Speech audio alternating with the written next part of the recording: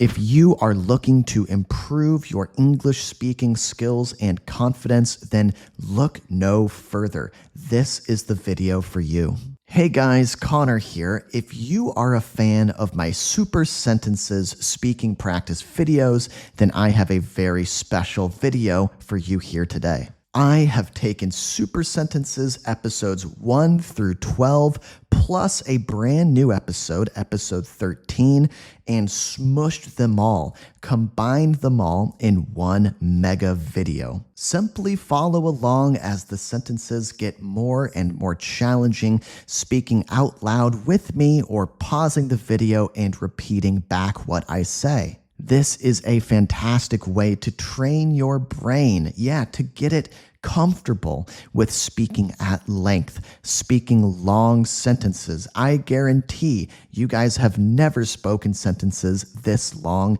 in all of your years of learning English. Smash like on this video, leave me a comment letting me know what you think of my teaching style, and let's level up our English speaking skills together. Level 1, we're starting with a very basic, simple sentence. You can say it with me, or you can pause the video and repeat after me. Ready? A man opens a bank account. Again, a man opens a bank account. Okay, I think we all probably know what this means, right? We have a guy, a man, a male, okay, an adult man. He opens a bank account. He goes to a bank. He opens an account. I guess he wants to start using this bank. Let's see what happens next. Level 2. Once again, you can say this with me or pause the video and repeat out loud. A man opens a bank account to save money. Again, a man opens a bank account to save money. Okay. Now we know why he is opening the bank account, right? He's opening the bank account to save money, in order to save money, in order to have some savings, in order to save up some money. These all mean the same thing. Let's say level 2 one more time. Ready? A man opens a bank account to save money. Level 3, here we go, getting a little bit more difficult now. Repeat after me or say it with me. Here we go. A man opens a bank account to save money for his future. Okay. Now we know why he is saving money. He is saving money for his future. He wants to make sure that his future self, him in the future, has enough money. He has an option, right? He could spend all of his money today and tomorrow have none, or he can spend less today and tomorrow have more. Let's say this one more time. Say it with me or pause and repeat out loud. A man opens a bank account to save money for his future. Level 4, getting even trickier now. A man opens a bank account to save money for his future and plans to invest. Okay. One more time. A man opens a bank account to save money for his future and plans to invest. Okay. We have an and here telling us that he's not just saving money for his future. He has 2 reasons why he's opening this account. The first one is he's saving money for his future. The second reason is he's planning to invest. What does that mean? That means he wants to grow his money, right? Maybe he wants to invest in the stock market. Maybe he wants to invest in a certain company, okay? He's looking for a smart way, a long-term way to grow his money, right? Much like growing a plant in the garden. He wants to take the money he has and grow it bigger by investing. Let's say this one more time. Level 4, a man opens a bank account to save money for his future and plans to invest. Okay, great job. Level 5, getting even more complex. Say it with me or pause and repeat. A man opens a bank account to save money for his future and plans to invest in the stock market. One more time. A man opens a bank account to save money for his future and plans to invest in the stock market. Okay, remember in level 4, we were sort of contemplating. We were sort of thinking about, wondering about where he's going to invest his money, how he's going to invest his money, right? What is going to be his avenue, right? What is going to be his avenue for investing his money? Well, now we know. In the stock market. Now we know specifically how he's going to invest his money, okay? We have our how. So let's say this one more time before we move on.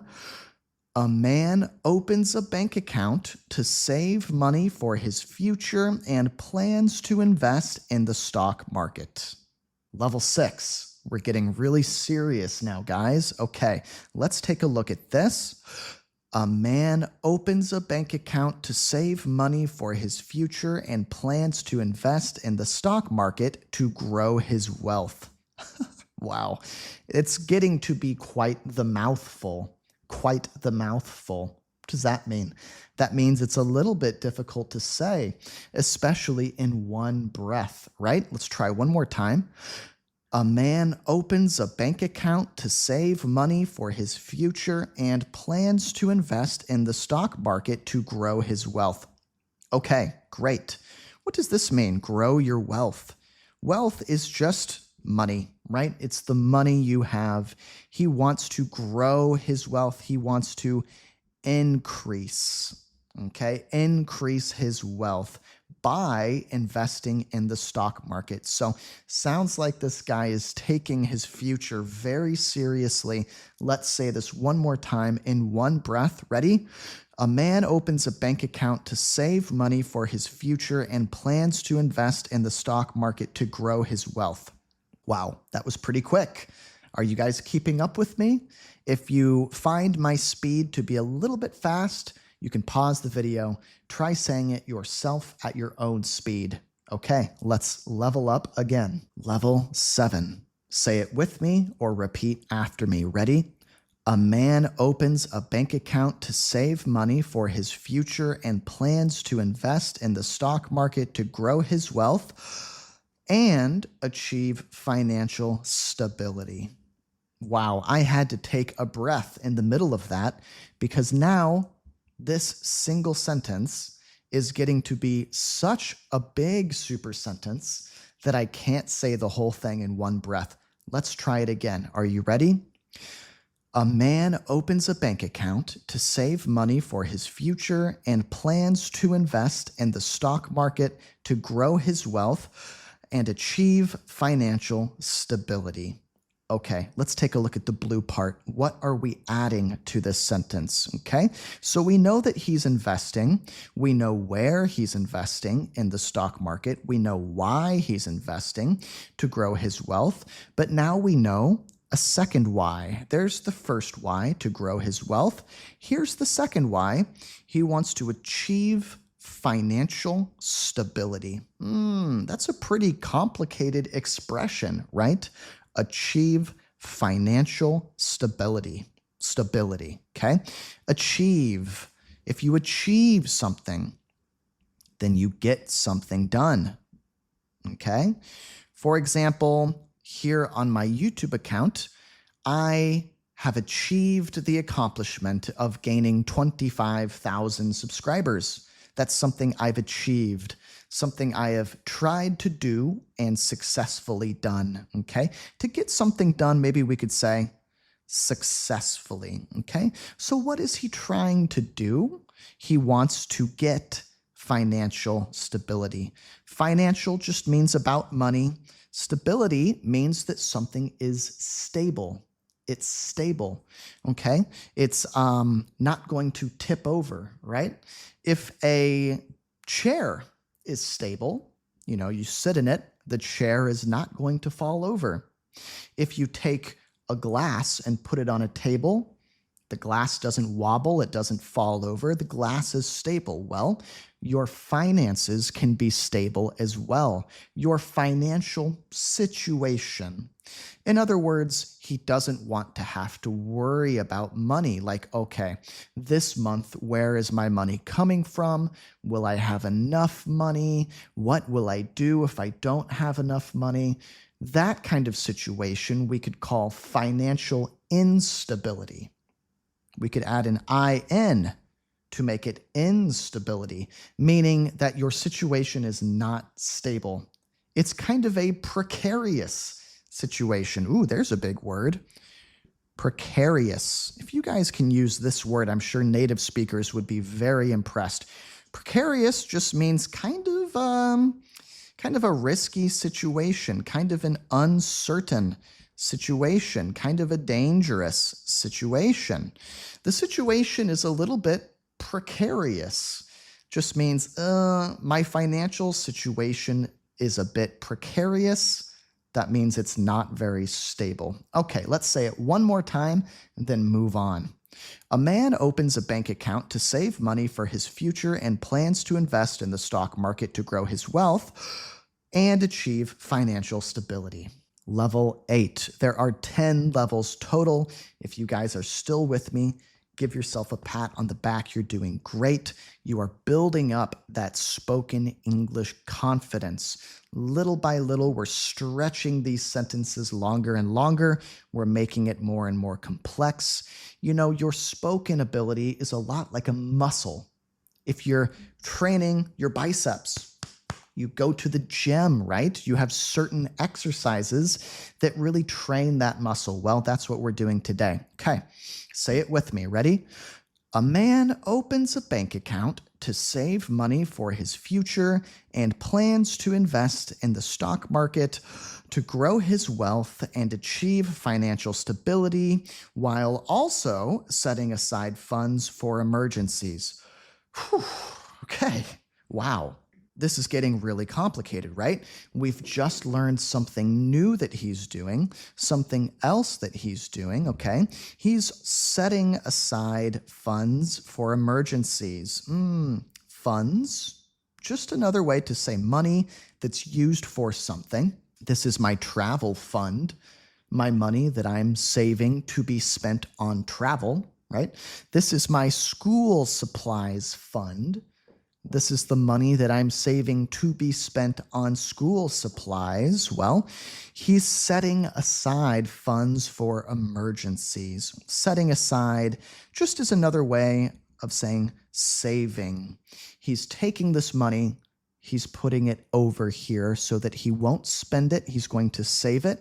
He's going to keep it for a certain reason. That reason is emergencies. Yeah, you know, maybe there's a storm and lightning strikes his roof. He has to get the roof on his house repaired. Maybe he's driving and he hits a nail and he gets a flat tire. The tire on his car deflates. The air goes out of it. Right? Maybe he's, walking to work and he trips and he breaks his ankle. Something bad happens and he needs money now. What we're talking about is a financial emergency, a money emergency, right? So all of the stuff he's doing is in preparation for these things, for a financial emergency. He's prepping. Here's a good word. Prepping just means getting ready. Getting ready. He's getting ready for financial emergencies. Okay, let's say this one more time. I'm going to go a little bit quick. A man opens a bank account to save money for his future and plans to invest in the stock market to grow his wealth and achieve financial stability while also setting aside funds for emergencies. Okay, guys, level 9. We're getting close to the end. Here we go.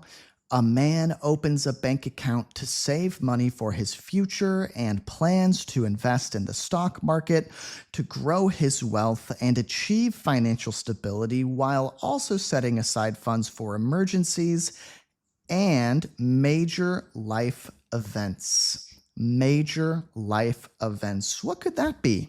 A major life event. Major just means big.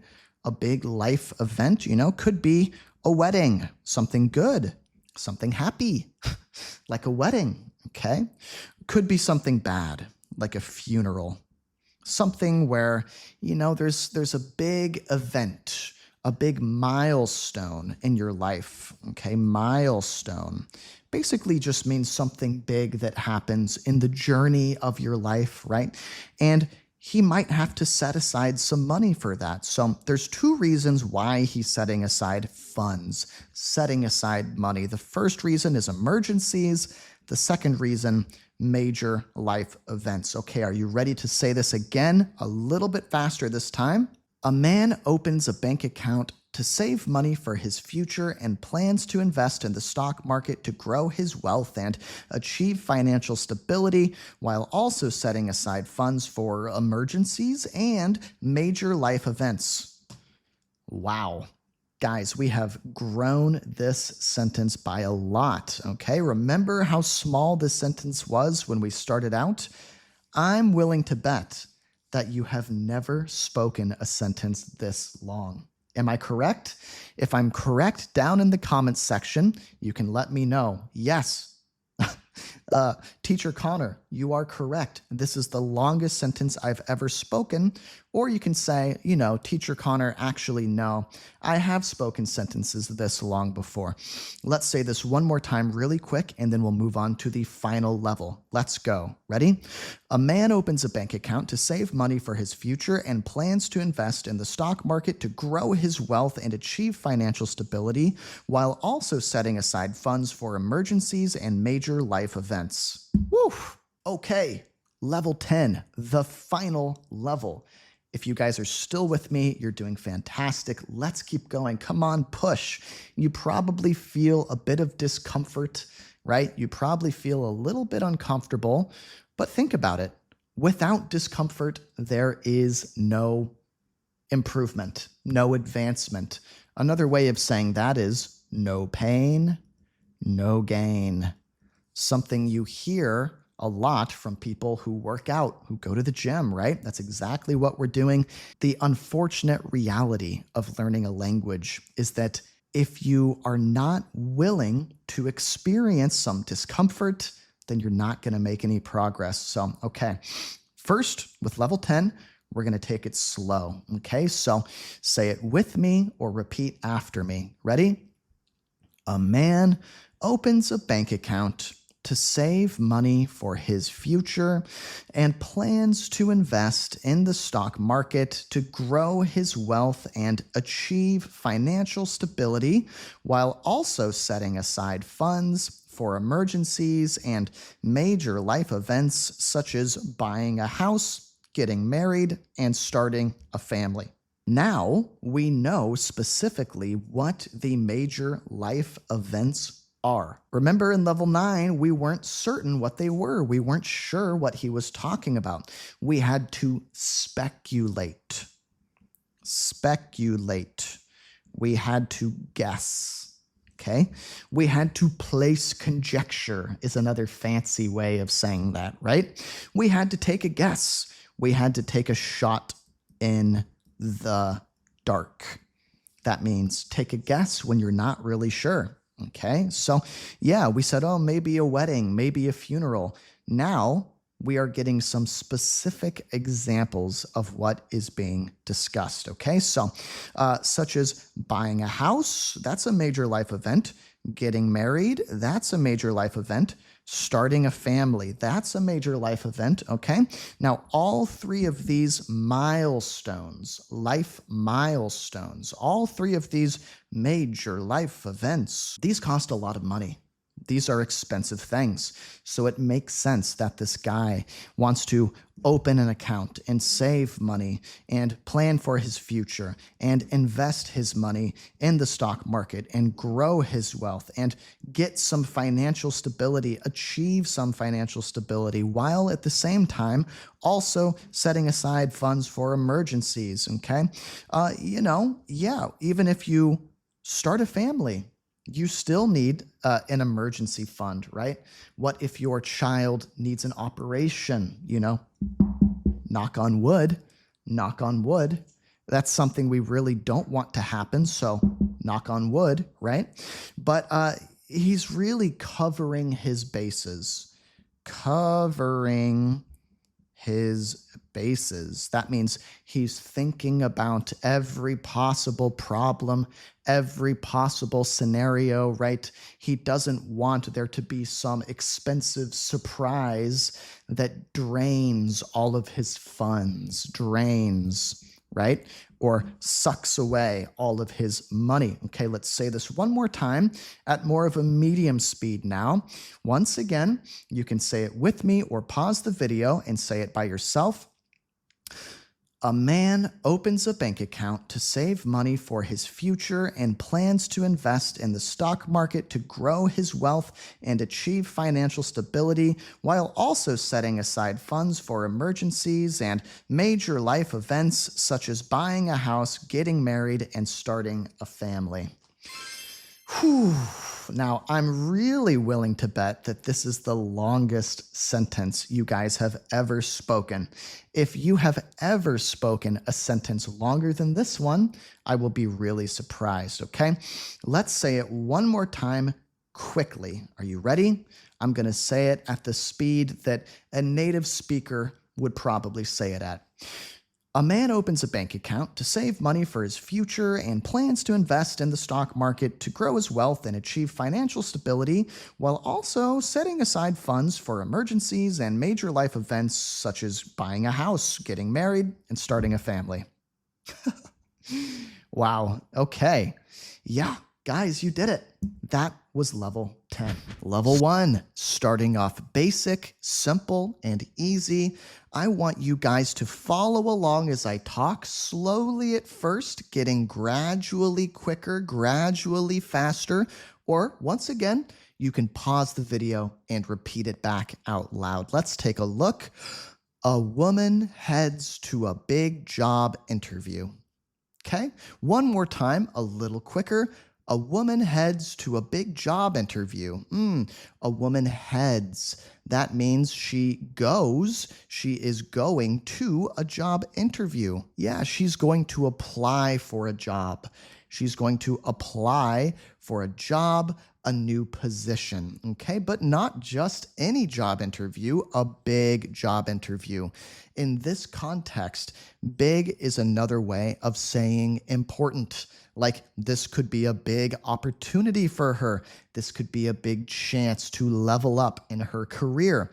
Let's say it one more time quickly, like a native speaker would this time. Ready? A woman heads to a big job interview. Level 2 now, starting off slow. A woman heads to a big job interview in the middle of downtown Denver.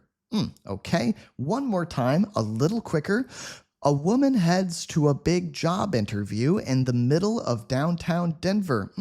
Okay, now we know the location of the job interview. It's in a city called Denver in the United States, and the interview isn't just in Denver, it's in downtown Denver, in the heart of the city, in the middle of the busiest, most bustling area of the city. But it's not just in downtown Denver, it's in the middle of downtown Denver. So right in the middle of the city. Wow, it sounds like whatever company she's interviewing for probably has a really nice office space, right? Okay, so let's say this one more time quickly like a native speaker would. A woman heads to a big job interview in the middle of downtown Denver. Level 3, getting a little more serious here. Let's start off slow. A woman heads to a big job interview in the middle of downtown Denver, feeling a bit nervous. Okay, one more time, a little more quickly. A woman heads to a big job interview in the middle of downtown Denver, feeling a bit nervous. Okay, now we have an insight. Now we have an idea about how she's feeling, about her emotions, okay? And we see that she's feeling nervous. We could also say anxious, or maybe a little worried, or maybe a little bit uncertain. Okay. Yeah, on the inside, she feels like this. Eek. She's a little stressed out, maybe, about this interview. I wonder why. Maybe because the interview is in the heart of downtown in a big fancy office. It feels a little intimidating, a little scary, or maybe she's not feeling too confident in her interviewing skills. I wonder why she's feeling nervous. Anyway, let's read it one more time quickly. Ready?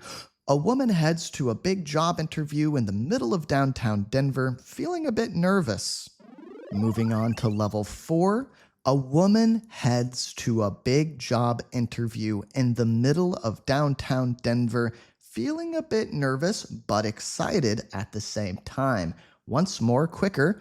A woman heads to a big job interview in the middle of downtown Denver, feeling a bit nervous but excited at the same time. All right, we can see here that she's got a real mixed bag of emotions. What's a mixed bag of emotions? That means she's feeling lots of different things. Yeah, her feelings, her emotions, her thoughts are not so simple right now. In fact, they're pretty complicated. There are a lot of conflicting emotions, right? Feelings that don't really agree with each other. Like, yeah, she's a bit nervous. A bit just means a touch, a tad, a little bit, right? She's a little nervous, a little worried, a little anxious, but at the same time, she's also feeling excited, right? She's like, ooh, this could be a great opportunity. Maybe she's going to have a chance to get a fancy new job title, like a manager position, or maybe a chance to make a lot of money in this new job. But whatever the reason, she's also feeling excited. All right, let's read this one more time quickly. A woman heads to a big job interview in the middle of downtown Denver, feeling a bit nervous but excited at the same time. We've reached level 5, which means we are halfway there. So I'd like you guys to take your hand, give yourself a pat on the back to congratulate yourself for taking your English studies seriously. Yeah, you guys are making a big investment in your future as an English speaker. And you know what? Like I mentioned earlier, this is a lot like training a muscle at the gym. We are training that spoken English muscle by increasing the difficulty of these sentences little by little. Okay, let's take a look at level 5 slowly at first. A woman heads to a big job interview in the middle of downtown Denver, feeling a bit nervous but excited about the great opportunity at the same time. Okay, one more time, a little quicker.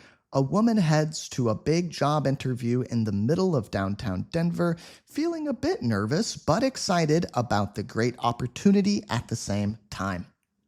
Whew, I can barely say that in one breath. It's getting to be pretty long, pretty advanced. So what are we adding to the sentence this time? Well, now we know why she's a bit nervous and a bit excited. She's got this great opportunity. A great opportunity, maybe a lot of money, like a high salary. Like the job will pay her a lot of money, right? Or maybe she's excited to work downtown in the heart of the city. Yeah, or maybe she's really looking forward to moving up, to leveling up in her career with a new title. Okay, so yeah, the opportunity is great. So because the opportunity is so great, she's excited about the possibilities, but also a bit nervous because she doesn't want to flub. the interview. She doesn't want to botch the interview. She doesn't want to mess up the interview. She doesn't want to fail or not pass. One more time, quickly now. A woman heads to a big job interview in the middle of downtown Denver, feeling a bit nervous but excited about the great opportunity at the same time. Level 6, I'm not sure I can still do this in a single breath, but let's try slowly now. A woman heads to a big job interview in the middle of downtown Denver, feeling a bit nervous but excited at the same time about the great opportunity to land her dream gig. Faster now, ready? A woman heads to a big job interview in the middle of downtown Denver, feeling a bit nervous but excited at the same time about the great opportunity to land her dream gig. Okay, so what are we adding this time? She's excited about the great opportunity, the great chance to do what? Well, to land her dream gig. Okay. So this is what she has a chance to do. This is what she's going to be given an opportunity to do. To land or to get her dream gig. A gig is another way of saying a job. Now, gig, this word, is very informal. Maybe if you're talking to your buddy, drinking a beer, you'd say, hey, how's the new gig? How's the new gig treating you? That just means, are you enjoying the new job, right? But if you are in an interview, you probably don't want to use this word because it sounds a little too casual, too informal, right? You can't go to an interview and say, I'm really excited for the chance to get this gig. It just sounds a little bit sloppy, a little bit crude, okay? So anyway, this is her dream gig, okay? This is like the job of her dreams. We don't know exactly why. We don't know exactly what the job is. All we know is that it's her dream gig. So I'll draw her face when she thinks about it, right? She is just so over the moon. Over the moon. She is so ecstatic. That means really excited, really happy about the chance to get this job, to secure this position. Let's read it one more time quickly now. A woman heads to a big job interview in the middle of downtown Denver, feeling a bit nervous but excited at the same time about the great opportunity to land her dream gig. Level 7, let's go.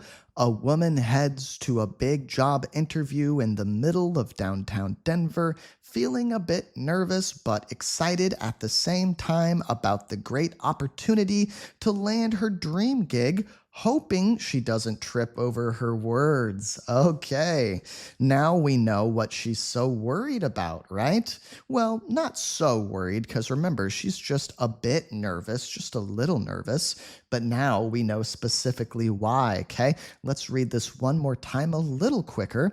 A woman heads to a big job interview in the middle of downtown Denver, feeling a bit nervous but excited at the same time about the great opportunity to land her dream gig, hoping she doesn't trip over her words. Okay, so taking a look at the blue here, like I said, now we know specifically why she's a little bit nervous.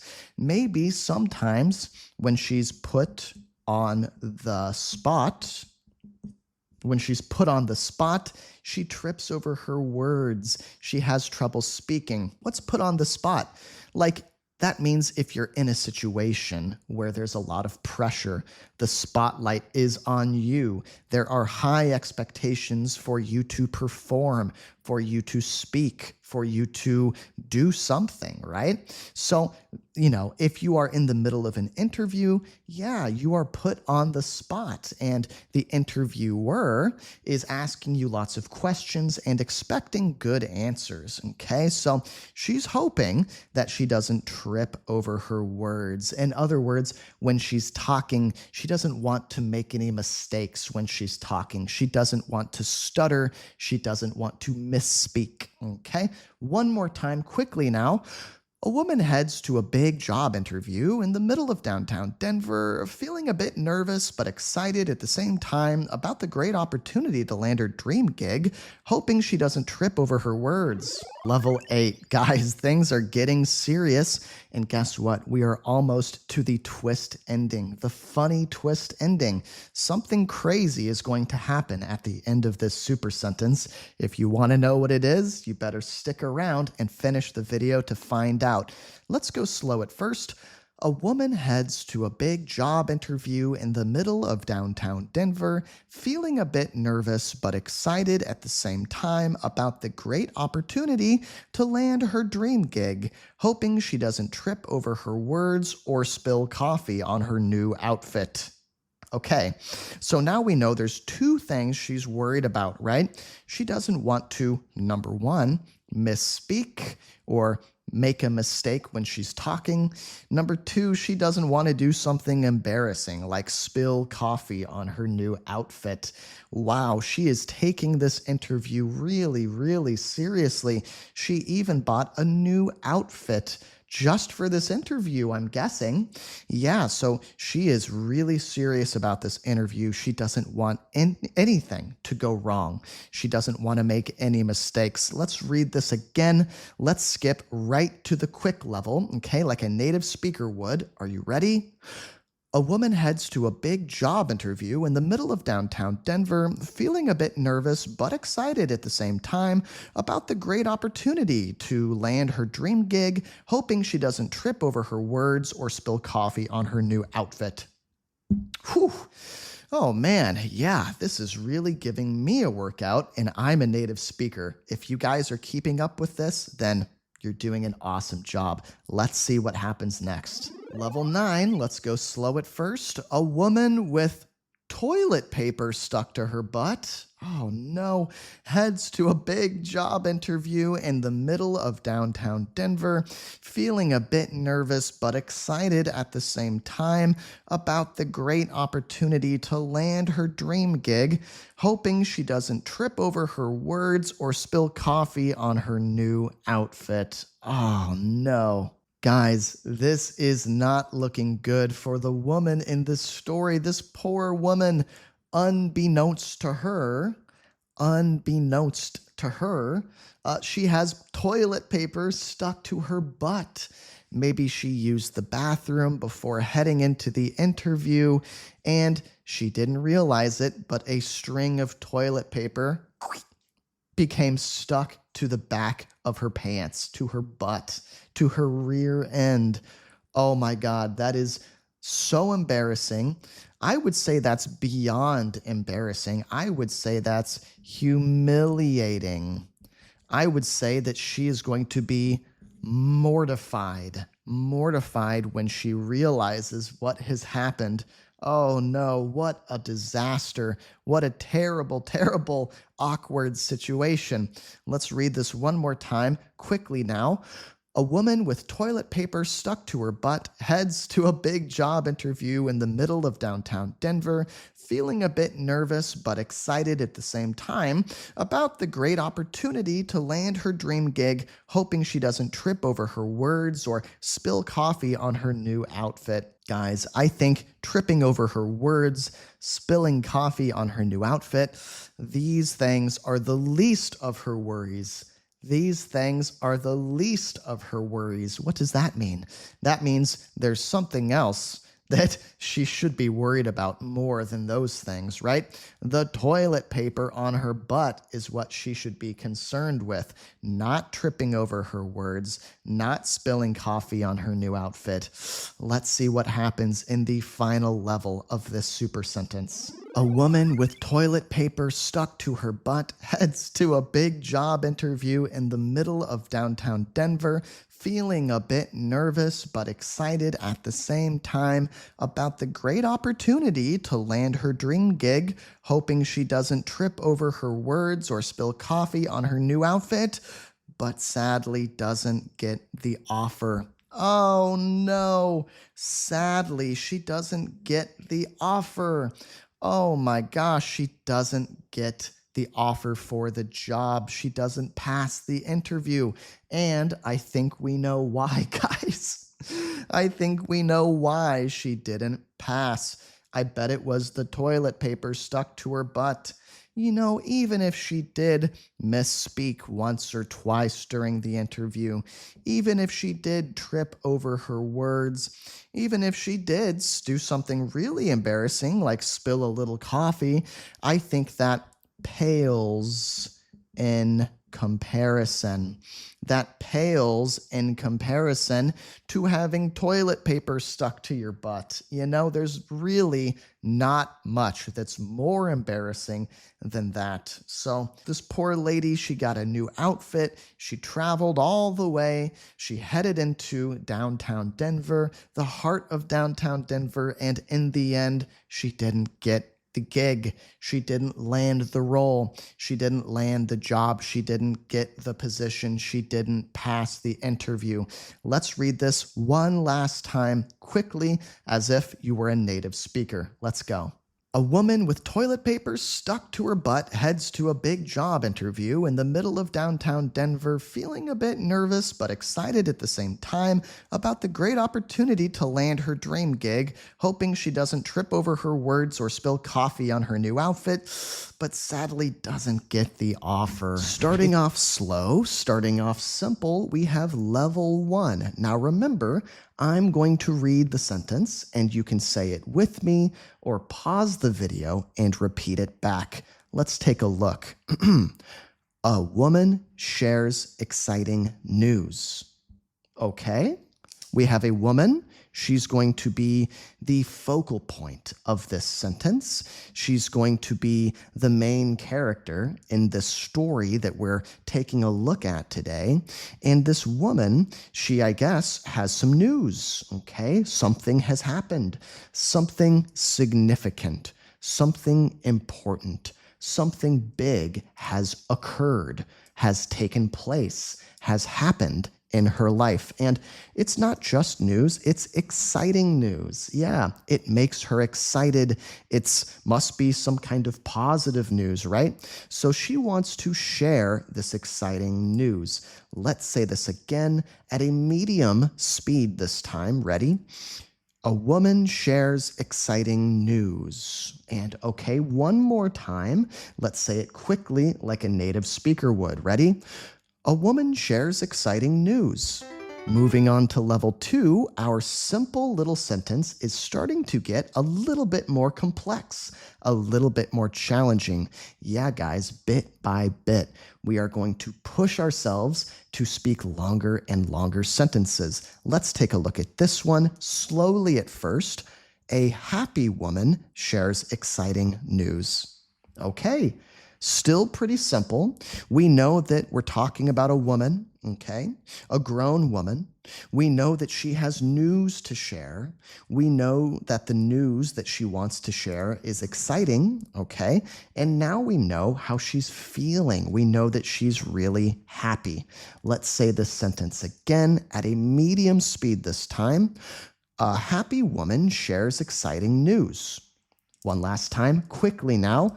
A happy woman shares exciting news. We've stretched the sentence a little bit longer. Let's read it again slowly at first. A happy woman shares exciting news with her family. Okay. So now we know that we're talking about a woman who has news to share, and the news that she has to share is very exciting, and we know how she's feeling. She's feeling really happy, right? But now we know who she is sharing the news with. Who she is sharing the news with. She is sharing the news with her family. Yeah, could be siblings like brothers and sisters, could be her parents like her mom and her dad, could be any number of different family members, right? But this must be pretty big news, pretty significant news, pretty important news if she's feeling happy and it's exciting and she's going to share it with her family. All right, let's read this sentence again at a medium speed. Ready? A happy woman shares exciting news with her family. And one more time, quickly, a happy woman shares exciting news with her family. Moving on to level 4. Okay, this sentence is picking up speed. Picking up speed. Yeah, we're starting to really get going here. Okay, it's starting to get a little bit challenging. Let's take a look slowly at first. A happy woman shares exciting news with her family about her recent engagement. Now we know what the exciting news is, okay? Now we know why she's so happy. Now we know why she is sharing this with her family, right? Because she was recently engaged. Yeah, we know what the news is about, what the news is regarding, okay? It's about her recent engagement. What's an engagement? It's when you decide to get married. He proposed. He proposed to her with a ring, and he said, you know what? I'm serious about you. I'm serious about our relationship. I want to take this relationship to the next level. So he decided to propose. Now they are engaged to be married. This has happened recently, right? It happened recently. Maybe it was yesterday. Maybe it was last week. It was a recent occurrence. Okay, let's read it again at a medium speed.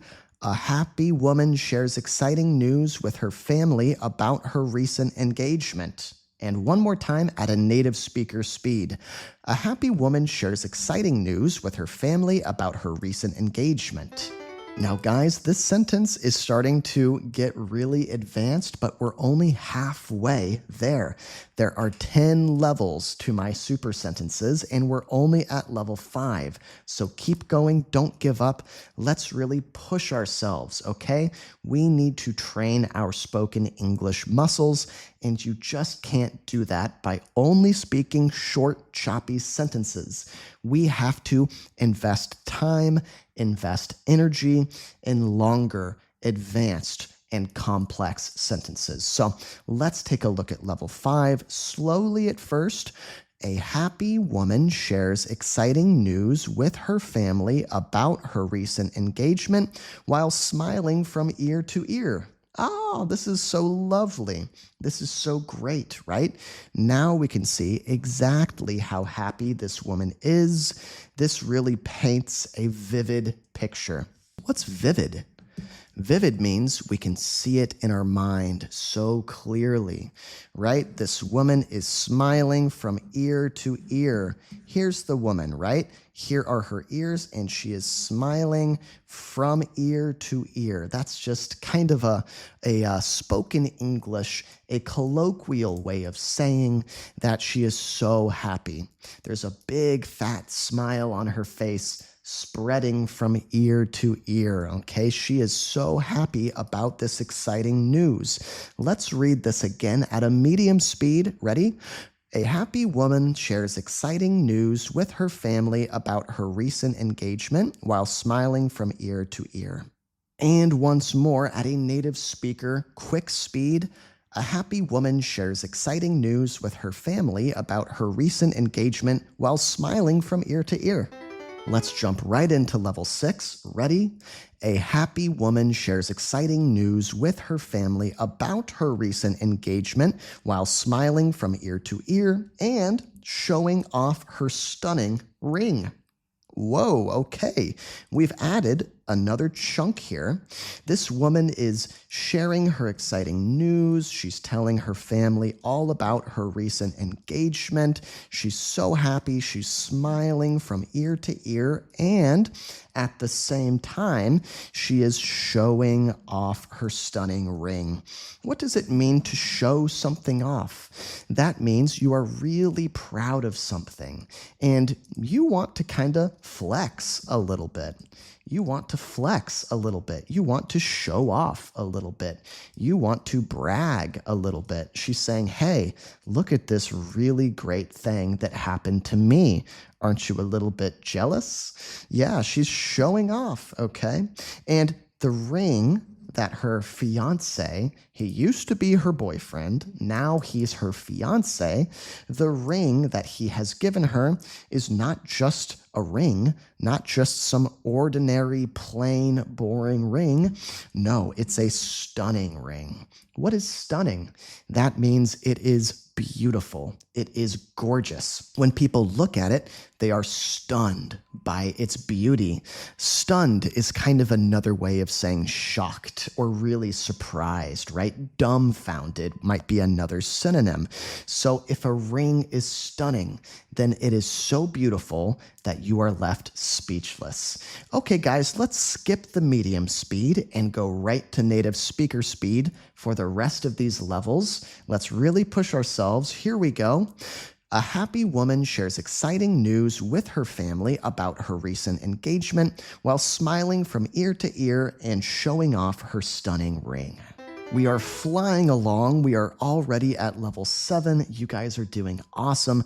Let's check out the new addition, the new chunk that we've added to this ever-growing super sentence. Here we go. Slowly, a happy woman shares exciting news with her family about her recent engagement while smiling from ear to ear and showing off her stunning ring as everyone congratulates her. Okay, there is a lot going on here now. We've got a happy woman. How happy is she? Extremely happy. So happy, in fact, that she is smiling from ear to ear. She's sharing this exciting news with her family. What's the news about? It's about her recent engagement, and at the same time, she's showing off her stunning ring. Yeah, her gorgeous, beautiful, breathtaking, stunning ring. And also at the same time, everyone is congratulating her. Yeah, all of the family members gathered around. They are all so happy for her. They are really excited about this news and about her future, right? And so they are congratulating her. If you congratulate someone, then you say, hey, this is awesome. I'm so happy for you. This is huge. This is big news. I'm pumped, right? I'm pumped. I'm stoked. Those are just two different ways of saying excited, right? You are excited for someone. You are pumped for someone. You are stoked for someone. You're so excited for them, and you're excited about this big news. So you go and congratulate her. Let's read the whole thing one more time quickly now. A happy woman shares exciting news with her family about her recent engagement while smiling from ear to ear and showing off her stunning ring as everyone congratulates her. Level 8. All right, guys, we are really getting into the nitty-gritty, the meat and potatoes of this lesson. Yeah, like the most substantial part, the part of this lesson that is going to help your English the most. So really push yourself, okay? I want you to really make an effort, and you can shadow me, say it with me, or pause and repeat. Let's read level 8 slowly at first. Here we go. A happy woman shares exciting news with her family about her recent engagement while smiling from ear to ear and showing off her stunning ring as everyone congratulates her. Until her sister announces she just got a promotion. That's a little bit awkward, right? I think the story has kind of taken a turn. It's taken a turn, right? Something has happened. This woman's sister has made an announcement. She has let everybody know something. Well, what has she let them know? Her sister has let everyone know that she just got a promotion. Okay, she just got. This is something that has also happened recently, okay? The woman was engaged recently, but her sister got a promotion recently as well. Yeah, maybe it happened yesterday or last week or even this morning, okay? But yeah, her sister is saying, hey guys, I have something to say too. I got a promotion. What's a promotion? You move up at work. You move up. Yeah, maybe you get a new job title. Maybe you get some more important responsibilities at work. Maybe you get a higher salary at work as well. It's a good thing, right? A promotion is a really good thing. So, okay, let's read this sentence again quickly now, and then we'll see what is going to happen after her sister makes a big announcement as well. Is there going to be some kind of confrontation, some kind of conflict between the two of them, some kind of issue, some kind of problem? Let's read level 8 quickly, and then we'll find out. Ready? A happy woman shares exciting news with her family about her recent engagement while smiling from ear to ear and showing off her stunning ring as everyone congratulates her until her sister announces she just got a promotion. Okay, wow, that was a real mouthful, okay? And I forgot to mention there's one word here that's really a key word, until. Until is really the dividing moment in the scene that we're looking at, in the mood of the scene, right? Things at first were really, really happy. Everyone was excited. Everyone was happy. You know, she's smiling from ear to ear. And then we have a hard line. That's what's going on until this moment when her sister makes the announcement. All right, let's level up. Level 9, let's jump right in with a slow read. Ready? A happy woman shares exciting news with her family about her recent engagement while smiling from ear to ear and showing off her stunning ring as everyone congratulates her until her sister announces she just got a promotion, taking the spotlight away. Yeah, guys, until her sister did this, the mood was happy, the mood was light, the mood was exciting, right? Everybody was congratulating this happy woman who was smiling. Then this moment happened. There's a dividing line before this moment happened and after this moment happened, right? Her sister makes this announcement about her promotion, and when she does that, she takes the spotlight away. Yeah, this is a useful expression in English. If you have the spotlight, then that means all eyes are on you. All eyes are on you. You have the floor. You have everyone's attention. Everyone is paying attention to you. Everyone's noticing you, right? But then her sister took the spotlight away and she took it for herself, kind of selfishly, right? Now the spotlight is split. Yeah, it's still a little bit on the woman, but now part of the spotlight is on her sister as well. I think her sister was maybe a little bit jealous of all the attention this woman was getting. And, you know, she was kind of showing off her stunning ring and getting all of this congratulations from all of her family members. And I think that bothered her sister a little bit. Her sister got jealous and decided to take the spotlight away. Okay, let's read this sentence again quickly and then move on to the final level of today's super sentence. Ready? A happy woman shares exciting news with her family about her recent engagement while smiling from ear to ear and showing off her stunning ring as everyone congratulates her until her sister announces she just got a promotion, taking the spotlight away. Now, if you haven't liked this video yet, if you haven't left me a comment, if you're not subscribed, now is a great moment to do one or all of those things. It really helps me out so much, and thanks to you guys, you know, my channel has been growing like crazy, and I'm getting closer and closer to being able to do this full time for you guys, okay? With all of that being said, let's take a look at level 10 slowly. A happy woman shares exciting news with her family about her recent engagement while smiling from ear to ear and showing off her stunning ring as everyone congratulates her until her sister announces she just got a promotion, taking the spotlight away and stealing her thunder like usual. Oh man, this situation has become kind of a bummer. What's a bummer? If you say, oh man, what a bummer, or if you say, that's a real bummer, it means this is kind of a sad situation. It bums you out. It makes you feel kind of down, kind of disappointed, right? Because things were going so well, and this was such a beautiful scene until her sister decided to take the spotlight away. And another way of saying that, another way of expressing this idea of taking someone's spotlight away is stealing thunder. Her sister stole her thunder. Even worse are these two final words, like usual. Now, why is that so bad, these two final words, like usual?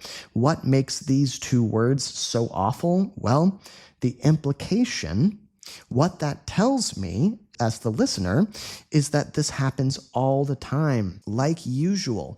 This is something her sister does a lot. It must be a bad habit that her sister has. I guess there's kind of a sibling rivalry. What's a sibling rivalry?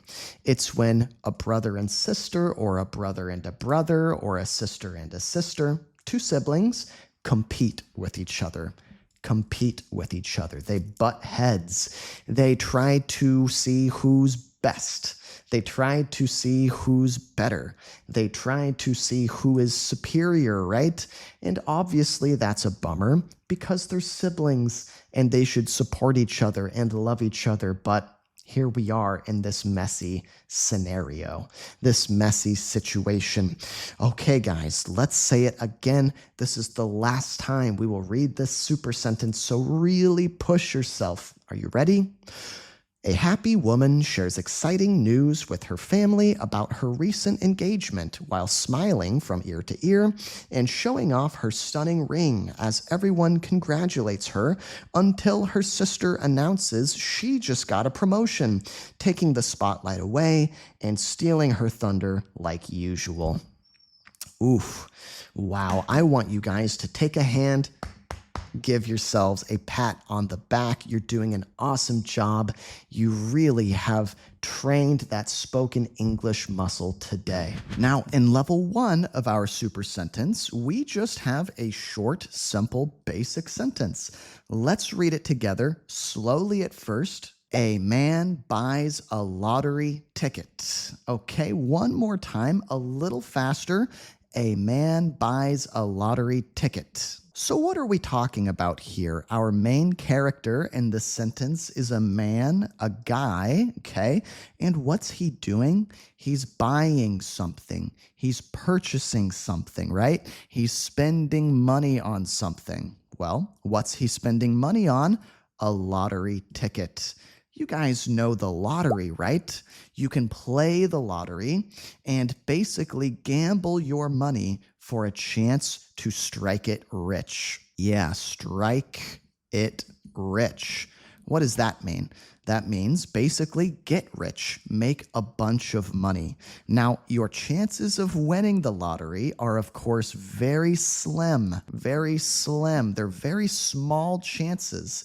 The odds are not in your favor. But if you can win, then you can make some life-changing money. Okay, let's read this one more time at a quick native speaker speed. Ready? A man buys a lottery ticket. We've leveled up, guys, to level 2 of this super sentence. Let's take a look at what has been added to the sentence. Ready? Reading slowly at first. A hopeful man buys a lottery ticket. One more time, a little faster. A hopeful man buys a lottery ticket. Okay. Now we know the mentality, the mental state of this man who is the main character of our super sentence, right? In other words, we know what he's thinking, we know how he's feeling, and the way he's feeling is hopeful. Yeah, he's hoping for something good to happen. He's wishing that something good will happen.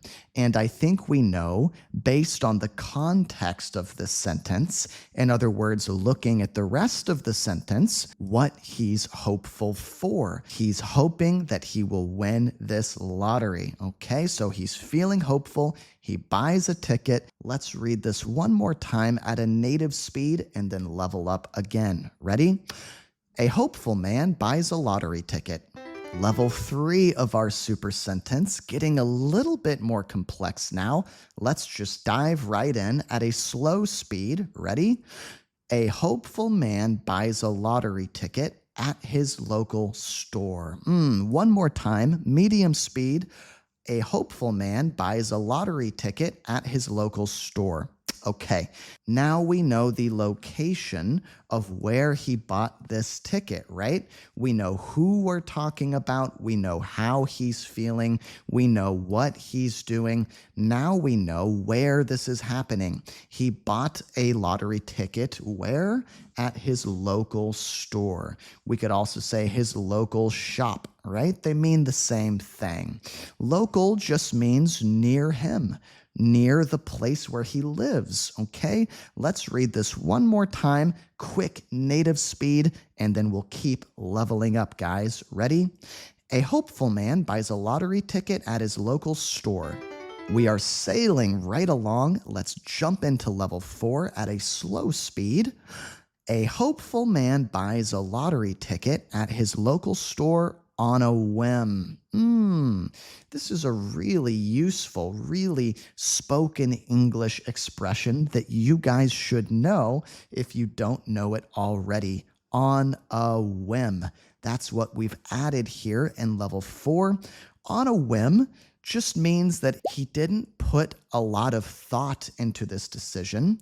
He didn't think about it for days and days and days leading up to the decision.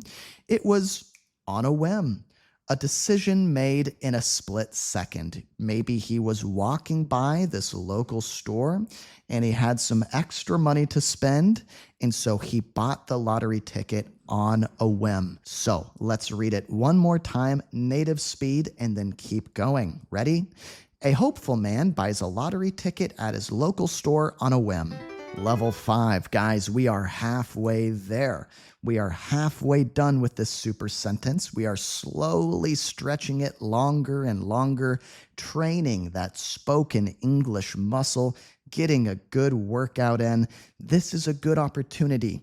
If you haven't clicked like on this video, it would help me so much. Leave me a comment, share with a friend, make sure you're subscribed. These are your ways of supporting me as your YouTube English teacher. All right, let's take a look. Slow it first. A hopeful man buys a lottery ticket at his local store on a whim, not expecting much.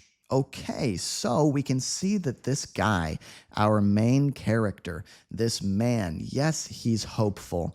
Yes, of course, he's hoping something really good will happen to him. Yes, his hopes are high. He has high hopes, but at the same time, he's not expecting much. Yeah, he's hopeful, but at the same time, he is realistic. Maybe he is keeping in mind the actual chances of winning and making a mental note that the chances of winning are very slim. They are very low, right? So even though he's hopeful, he's being realistic, not expecting too much, not assuming he will win. He's not making assumptions, right? He's not assuming, oh, yes, of course I'm going to win. He's not expecting much, okay? Let's read it one more time, native speed. Ready? A hopeful man buys a lottery ticket at his local store on a whim, not expecting much. In level 6, you can see that we are adding a big blue chunk to our super sentence, stretching it even longer. This is starting to become quite the mouthful, right? Quite difficult to say. Let's give it a try at our slow speed. A hopeful man buys a lottery ticket at his local store on a whim, not expecting much, but thinking it could be fun. Okay, this is great. Yeah, he's hopeful. Of course, he has his hopes that he could win, but he's not expecting much. At the same time, he's kind of doing it just for the thrill. The thrill, right? He thinks it's an exciting thing to do. It's a fun thing to do. Maybe the experience of just buying a lottery ticket in itself is enough for him. Maybe he feels like he'll get his money's worth even if he doesn't win because it's a fun thing to do. It's a fun activity just to try and win, right? So he's thinking it could be fun. Yeah, it might be fun. It might be a good time to buy a lottery ticket and test my luck. Or you could also say try your luck. He's going to try his luck. He's going to test his luck. At a quick speed now. Ready? A hopeful man buys a lottery ticket at his local store on a whim, not expecting much, but thinking it could be fun. Level 7. Things are getting really hairy now. Things are getting really hairy. What does that mean? Like there's hair coming off of the page, sprouting out of the page? No. Hairy just means things are starting to get difficult and messy and complicated. Let's read level 7 at a slow speed together. A hopeful man buys a lottery ticket at his local store on a whim, not expecting much, but thinking it could be fun to dream about winning. Here we're seeing why he's thinking it could be fun. Yeah, he thinks it could be fun. Now we know why he thinks it could be fun. He wants to dream about winning. Yeah, he's going to fantasize. He's going to allow himself this fantasy of winning. He's going to daydream about all the amazing things he could do with his winnings. With the money that he wins, right? For example, maybe he could buy a big fancy house. Maybe he could buy a luxury car. Maybe he could take a trip to the destination of his dreams and have like a dream vacation, right? So for now, he's realistic. He's not expecting much. He's not assuming he will win, but he's hopeful and he's having fun, just dreaming about the possibility of winning. Okay, at a quick native speed, one more time, then we'll level up. Ready? A hopeful man buys a lottery ticket at his local store on a whim, not expecting much, but thinking it could be fun to dream about winning. Let's tackle level 8, starting with our slow speed.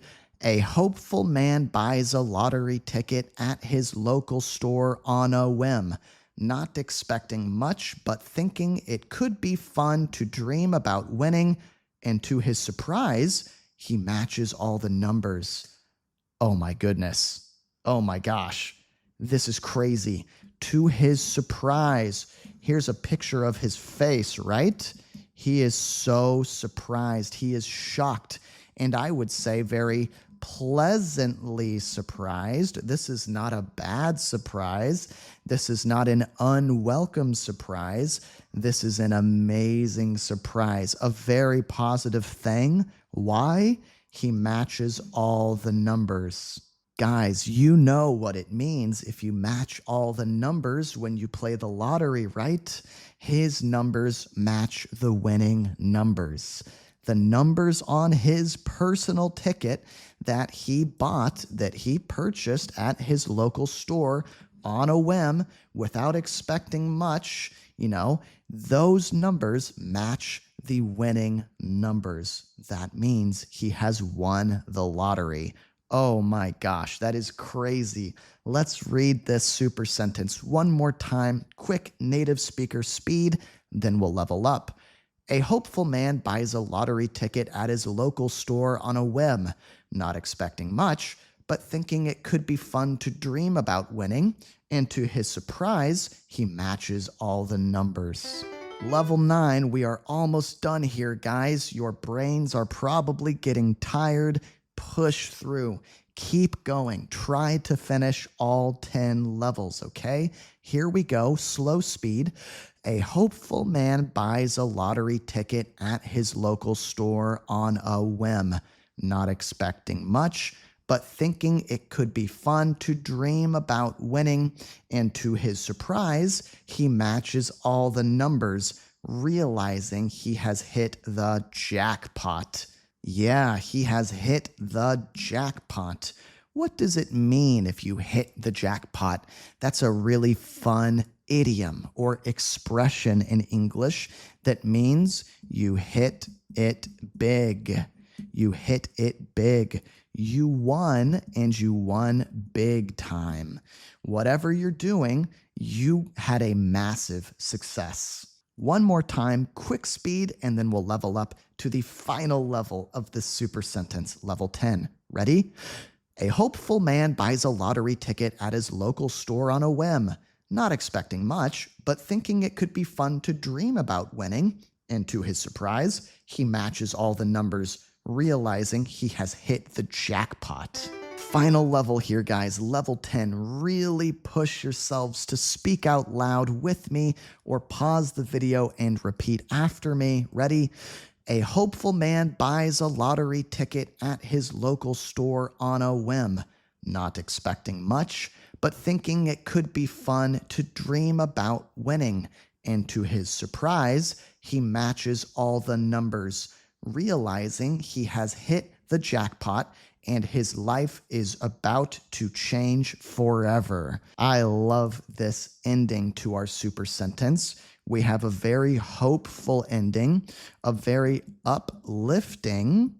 It lifts us up. It's very positive, this ending. Yeah, we are looking into the future of this man's life, and he is realizing slowly that his life is going to change forever. Things are not going to be the same. This money that he's going to win after hitting the jackpot, this money is going to change his life, and it's going to change it forever, okay? Let's read it again one last time at a quick native speed, and then we will have a bonus speaking practice segment to finish this video. Are you ready? Let's go. A hopeful man buys a lottery ticket at his local store on a whim, not expecting much, but thinking it could be fun to dream about winning. And to his surprise, he matches all the numbers, realizing he has hit the jackpot and his life is about to change forever. If you are still with me, then you have undoubtedly, without a doubt, given your spoken English skills a nice hard workout, and I want you to give yourself a pat on the back to congratulate yourself. Yeah, so guys, in this super sentence, it was based around the idiom hit the jackpot, which once again just means to have a big success or win, often unexpectedly, right? So you did not expect to win. You didn't see it coming. You didn't anticipate it. You didn't know it would happen, but it happened, and to your pleasant surprise, this is a really great change, a really big success, okay? So to finish today's video, I have a bonus speaking challenge. We're going to take a look at this question and then try to spend 1 minute responding to it. So here's the question. What would you do personally in your life if you hit the jackpot and won $10 million in the lottery. Now, I'm going to go first and give you a demonstration of what I'd like you to try and do with this minute. I want you guys to really push yourselves to speak for the full minute and really fill up that window of time. I'll go first. Yeah, what would I do if I hit the jackpot? Well, if I won $10 million in the lottery, man, there are so many things I would do. I think, first of all, I would buy a big house for me and my wife and our dog. That's because we have been living in a small apartment for a long, long time. And we often daydream. We fantasize about what it would be like to have a big house with multiple bedrooms and bathrooms and a big backyard for our dog to run around in and enjoy herself, right? So that's the first thing that comes to mind. That's the first thing that I think of when I imagine this fantasy of hitting the jackpot and winning $10 million in the lottery. So guys, that's my 1 minute response. Now it's your turn. Push yourself, go for it.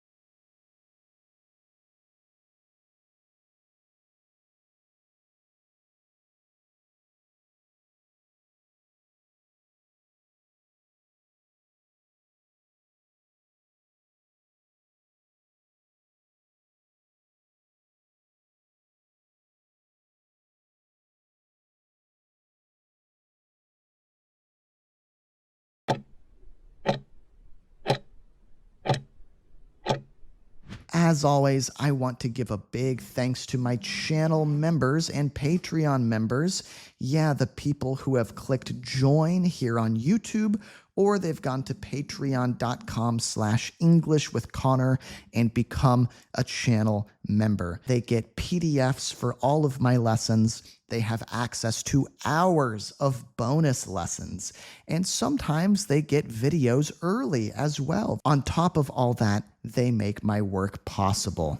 Guys, I am slowly getting closer and closer to being able to do this full time, be a full-time English YouTube teacher, and put lots of focus and care and attention into my videos and make my videos fantastic for you guys, for my students. So these guys, my channel members, they are making my work possible. And if you are on the fence about becoming a member, if you're not sure if you want to or not, I would suggest that if you made it this far in the video, you made it all the way through the video, I would suggest that this would be a very good investment of your money. It's only $5 a month, $5, and you will get lots and lots of perks. Level 1 of our super sentence. We have a short, basic, simple sentence. Now remember, you can say it with me or pause the video and repeat back after me. Ready?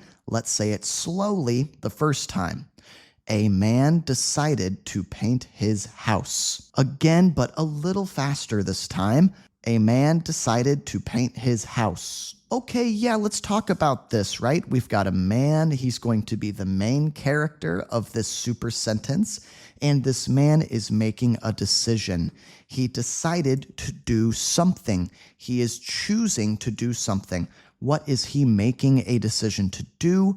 He decided to paint his house. He's got a house, and maybe the paint job on this house is looking a bit old, a bit outdated. Okay? Yeah, it's looking like it needs a touch-up.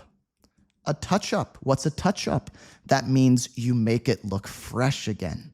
you make it look new again. Okay, so because it looks outdated, because it appears like it needs a touch-up, he decides to paint his house. Let's say it together one more time quickly now. A man decided to paint his house. Once more. A man decided to paint his house. Okay, we've leveled up, guys, to level 2, and as you can see, some blue words have appeared.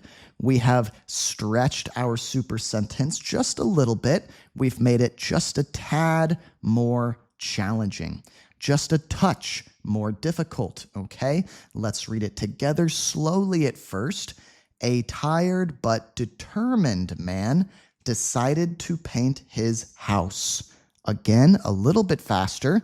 A tired but determined man decided to paint his house.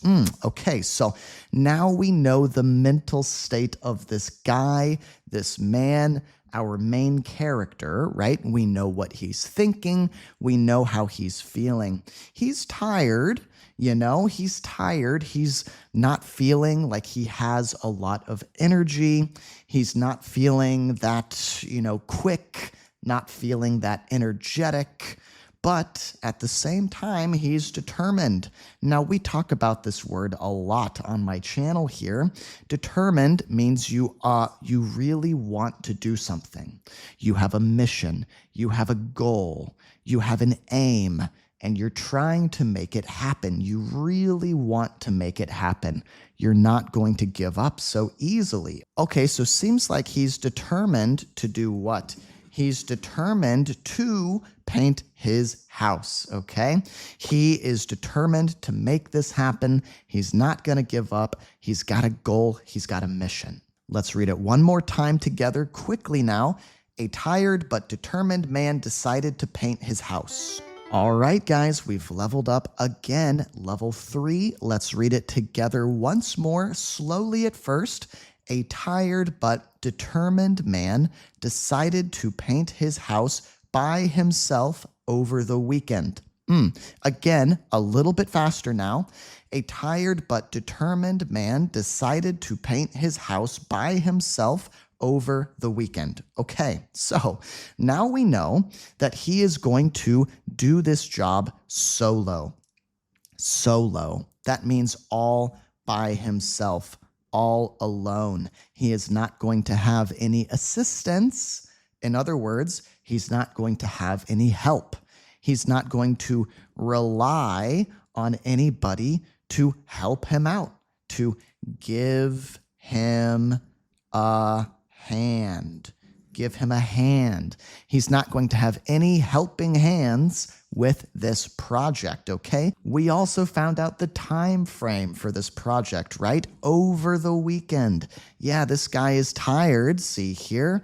And now I think we know why he's so tired. This guy probably worked all week long, Monday through Friday. He went to his job to make money. Now it's the weekend, and he has a project for his weekend. He has a solo project, a project that he's going to tackle all alone. Tackle, what does that mean? A project he's going to take on, a project he's going to attempt. He's going to try and do, okay? Let's say this one more time together quickly now. Ready? A tired but determined man decided to paint his house by himself over the weekend. Level 4, let's take a look slowly at first.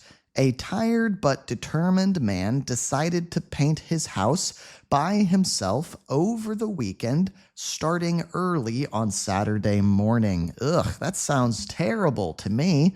That is something I have zero interest in. I believe in this idea of work hard, play hard. Work hard, play hard. What does that mean? That means when it's time to work, you give it all you got. It means when it's time to work, you give it 100%, but then when it's time to relax, when it's time to play, You play hard as well. You play 100% and you work 100%. So this guy, he's taken on this solo house painting project over the weekend, and he's starting early on Saturday morning. Ugh. I kind of wonder how early, because everyone's idea of early is different, right? My idea of early is 9 o'clock a.m. To me, that's early because I like to sleep in. But to this guy, maybe 5 o'clock a.m. is early because he has to wake up and go to work Monday through Friday, right? Let's say this again a little bit faster now. Ready? A tired but determined man decided to paint his house by himself over the weekend, starting early on Saturday morning. Level 5, guys, we are halfway there. Are you starting to feel the burn? Feel the burn? What does that mean? When you go to the gym and you lift weights, you work out, you lift at the gym, you exercise your muscles. If you're doing it properly, if you're working hard, you will feel the burn. Your muscles will feel sore, right? And if you're doing this correctly, maybe you will feel the burn as well.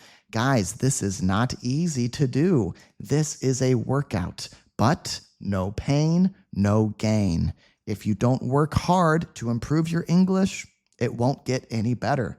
So, it might be a little uncomfortable, but I'm proud of all of my students. If you are still with me, you are still working hard at this super sentence. You're doing fantastic. Great job. Keep it up. Let's take a look at level 5 slowly at first. A tired but determined man decided to paint his house by himself over the weekend, starting early on Saturday morning with nothing but a paintbrush and some old cans of paint. Okay, yeah, maybe this is not ideal. What's ideal? An ideal situation is a favorable situation, a preferable situation, a situation that you can look at and say, okay, yeah, that sounds good. Okay, yeah, this seems good. This situation is not ideal. Why is it not ideal? He only has a paintbrush. One paintbrush, I'm guessing. Otherwise, it would have said some paintbrushes, right? Some paintbrushes, but it didn't say some paintbrushes. It just said a paintbrush and some old cans of paint. Yeah, maybe these old cans of paint have been sitting in his garage for a long time, just collecting dust. Collecting dust. What does that mean? If something has been, stored for a long time in storage or set aside for a long time, for a long period of time, we can say it's collecting dust. It's just sitting there getting dusty, right? So yeah, these old cans of paint, maybe they're halfway gone. Maybe they're kind of old. Maybe the color has changed a bit. So once again, the situation is not looking ideal. It's not looking good, right? Let's read it again quickly now. A tired but determined man decided to paint his house by himself over the weekend, starting early on Saturday morning with nothing but a paintbrush and some old cans of paint. Again, push yourself. A tired but determined man decided to paint his house by himself over the weekend, starting early on Saturday morning with nothing but a paintbrush and some old cans of paint. Whew, are you guys feeling the burn? I'm definitely feeling the burn. Come on, let's level up. Slowly now, a tired but determined man decided to paint his house by himself over the weekend, starting early on Saturday morning with nothing but a paintbrush and some old cans of paint, but realized halfway through he should have hired help. Now it's really hitting him. Now it's really hitting him. Now he's really realizing, the truth of this situation. He's realizing, oh man, I bit off a lot more than I could chew. I took on a project that was way too big, way too involved. It's way too involved. Yeah, it's too difficult, too challenging. There's too many moving parts to this project, right? That just means it's tough to keep up with. It's, a lot to deal with. And now he's thinking, man, he's halfway through this project. He's halfway done, but maybe it's taken a lot longer than he thought it would. Maybe it's eating up a lot more time than he anticipated, than he thought that it would, right? And now he's realizing, oh man, oh geez, oh boy, I should have hired help. I should have gotten some people to help me out with this. Maybe that would have been worth the money, right? He could have spent some money to find a couple of helpers to assist him, or maybe he could have called a friend and asked for help. So now this realization is dawning on him. Here's his face, right? Here's his face. He's like, oh man, this is a bit much. This is a bit much. Maybe he's even a little bit worried. Yeah, he's sweating a little bit. Ah, geez. Oh, man. Okay, let's read this again quickly. Feel the burn. Push yourself. A tired but determined man decided to paint his house by himself over the weekend, starting early on Saturday morning with nothing but a paintbrush and some old cans of paint, but realized halfway through he should have hired help. One more time. Push. A tired but determined man decided to paint his house by himself over the weekend, starting early on Saturday morning with nothing but a paintbrush and some old cans of paint, but realized halfway through he should have hired help. Let's rally. What does that mean?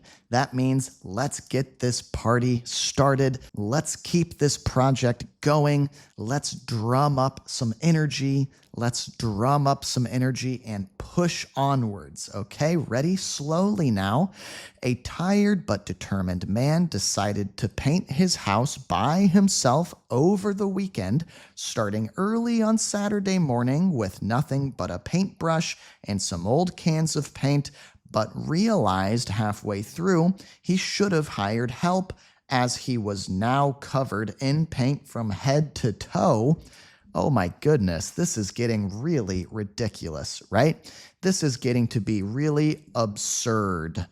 Absurd just means crazy. What a crazy, wacky, ridiculous situation.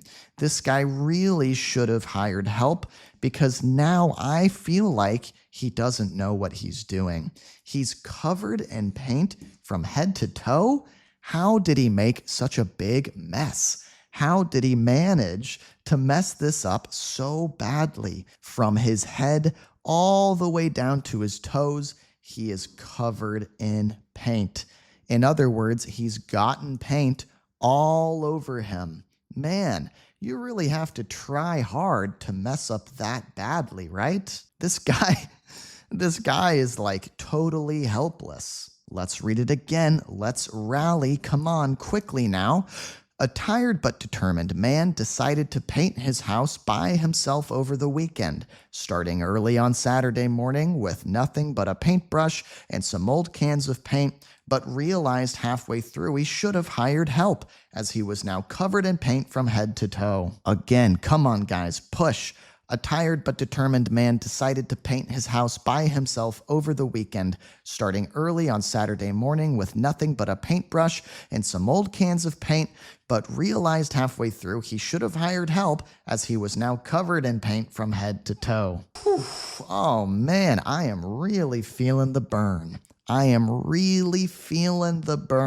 How about you? If you are getting a good workout in, let me know with a message in the comments. You can type, I feel the burn. Level 8, guys. This is no Weenie Hut Jr. This is no Weenie Hut Jr.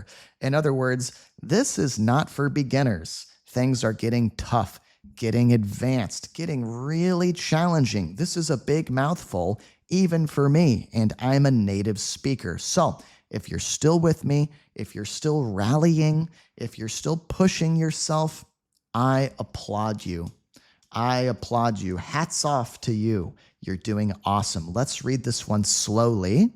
A tired but determined man decided to paint his house by himself over the weekend, starting early on Saturday morning with nothing but a paintbrush and some old cans of paint, but realized halfway through he should have hired help, as he was now covered in paint from head to toe and had barely made any progress. What does it mean if we say barely made any progress? Another way to say that might be hardly. Okay, he's hardly made any progress at all, we could also say. He's barely made any progress at all. So basically, this is telling us that he's trying to push forward. He's trying to, tackle this project. He's trying to get this done. He's halfway through, but he's barely made any progress. This is really interesting, right? Because when I first saw this halfway through earlier in the super sentence, I assumed that meant he was halfway through the painting process. But now, with this added context, I think it means he's halfway through the time that he has to complete the project. Maybe he's halfway through the weekend and he's still barely made any progress, right? So context matters. Okay, let's read it again quickly now. Ready? A tired but determined man decided to paint his house by himself over the weekend, starting early on Saturday morning with nothing but a paintbrush and some old cans of paint, but realized halfway through he should have hired help, as he was now covered in paint from head to toe and had barely made any progress. We're in the final stretch, guys. The final stretch. The last part of this video. Okay, so let's really push ourselves. Slowly now. A tired but determined man decided to paint his house by himself over the weekend, starting early on Saturday morning with nothing but a paintbrush and some old cans of paint, but realized halfway through he should have hired help, as he was now covered in paint from head to toe and had barely made any progress, wondering how on earth he'd finish by Sunday. This poor guy, we can see that now he's wondering how on earth am I going to get this done by Sunday? Because remember, come Monday, in other words, when Monday comes around, when it's Monday, he's going to have to go back to work, and he's not going to have any more time to pour into this project, to give this project, to devote to this project, right? In other words, he will have no more time for this project. So now he's really second guessing this whole thing. He's really wondering, he's really thinking to himself, oh man, how on earth am I going to do this? How in the world am I going to get this done? Let's read it again quickly now. A tired but determined man decided to paint his house by himself over the weekend, starting early on Saturday morning with nothing but a paintbrush and some old cans of paint, but realized halfway through he should have hired help, as he was now covered in paint from head to toe and had barely made any progress, wondering how on earth he'd finish by Sunday. My dear students, if you have made it this far in the video, you are a rock star. You're doing really great, and you are taking your English learning journey seriously. So I commend you. I commend you. I applaud you. You're doing awesome. This is the final boss. The final boss of this super sentence. What's the final boss? It's kind of a video game term, right? Like if you're playing a Mario game, the final boss is Bowser, okay? Our final boss is level 10.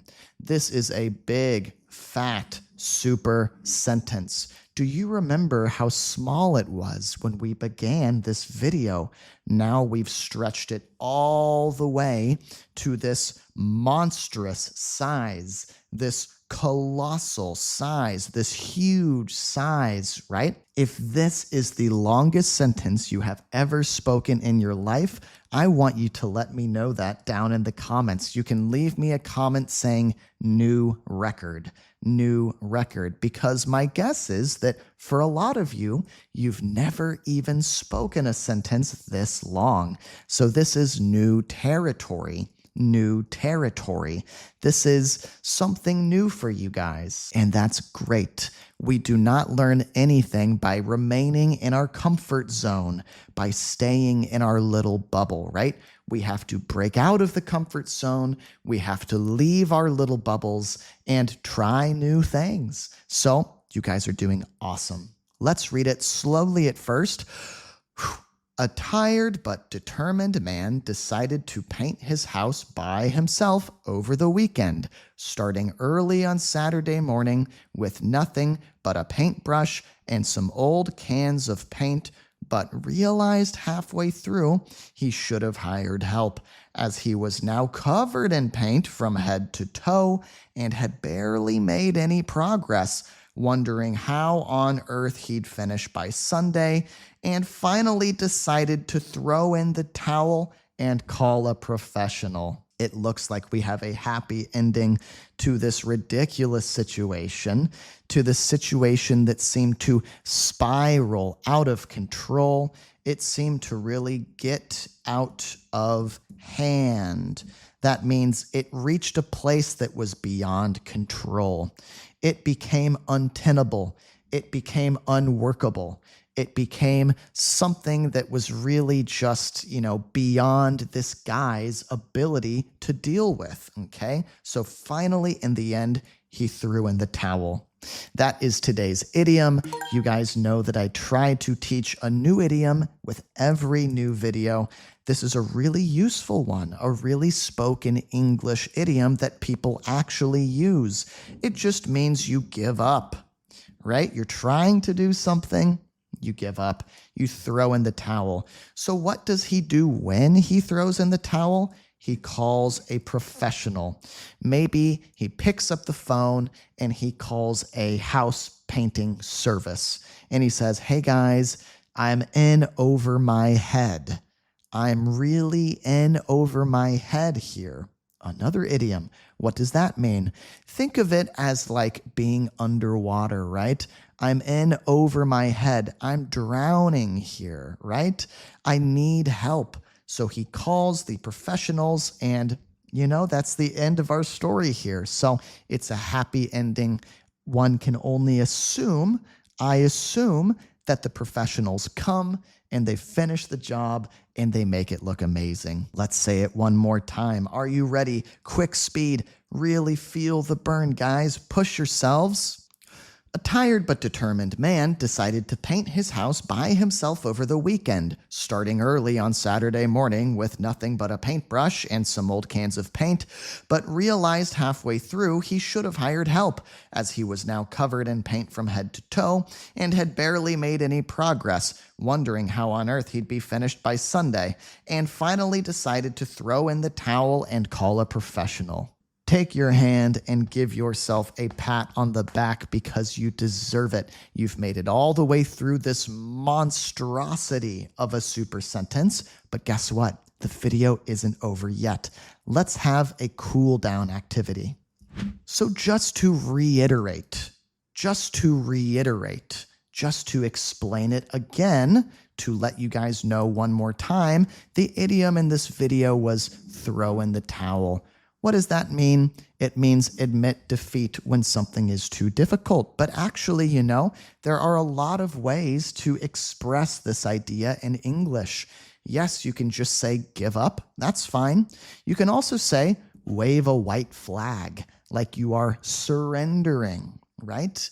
Like you are in a battle or in a war and you are giving up. You are surrendering to the enemy forces, okay?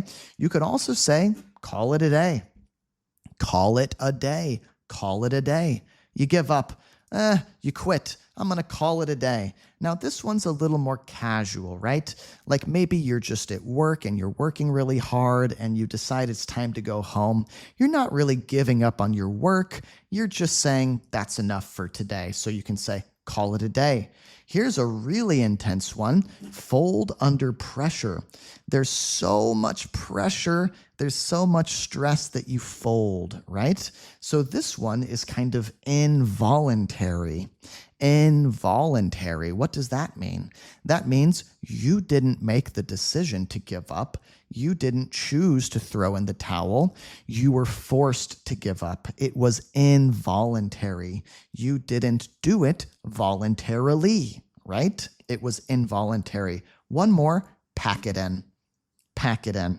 This one, I would say, is the most similar to throw in the towel. You decide to pack it in.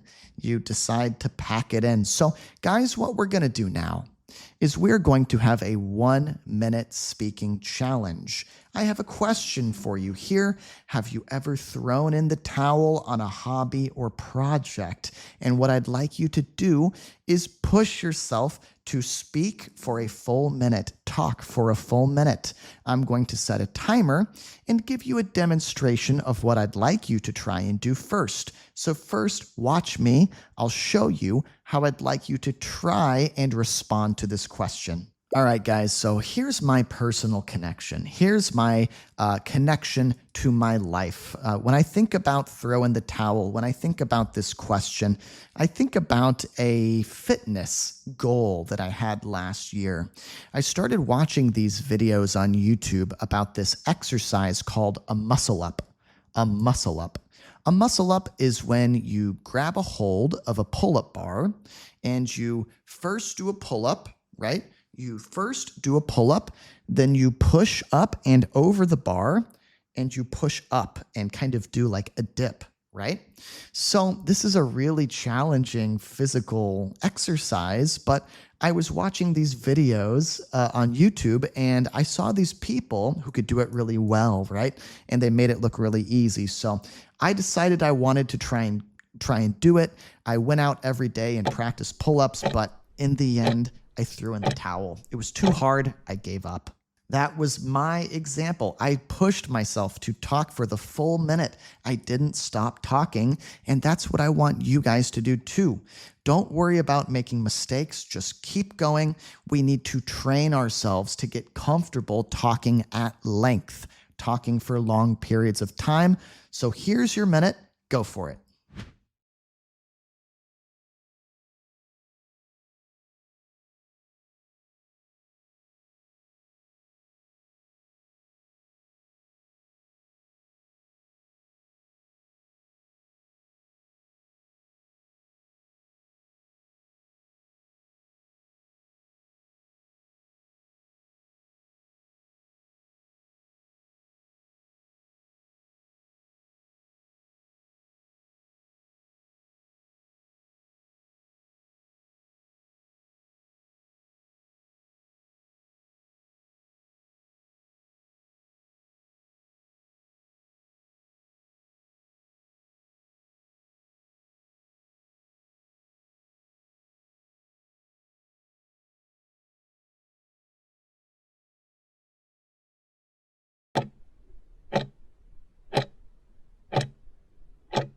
What better place to kick things off than level 1, right? So we've got a short sentence here. Let's take a look and read it together. Slow speed the first time. Let's go. A guy sees a cute girl at the bookstore. One more time, a little bit faster now. A guy sees a cute girl at the bookstore. Okay, interesting. We've been introduced to our two main characters here. We have a guy and we have a girl, and they are both at a bookstore, right? They are browsing, they are perusing, they are looking around for something good to read, maybe flipping through a book here and there. Well, the guy sees the girl, and guess what? she's not just any girl, she's a cute girl. So maybe this guy is interested in her. Maybe he wants to try and flirt with her. Maybe he wants to try and get her phone number. I'm not sure what's going to happen next, but let's read this level 1 sentence one last time together, quickly now, and then we'll move on. A guy sees a cute girl at the bookstore. We've leveled up for the first time, and you can see that I have added some blue text to the super sentence. Yeah, we have stretched it longer. Okay, so let's try saying the new sentence together slowly at first. A guy sees a cute girl at the bookstore and works up the nerve to talk to her. Okay, well, one more time, medium speed. A guy sees a cute girl at the bookstore and works up the nerve to talk to her. Okay, so in level 1, I made a prediction, right?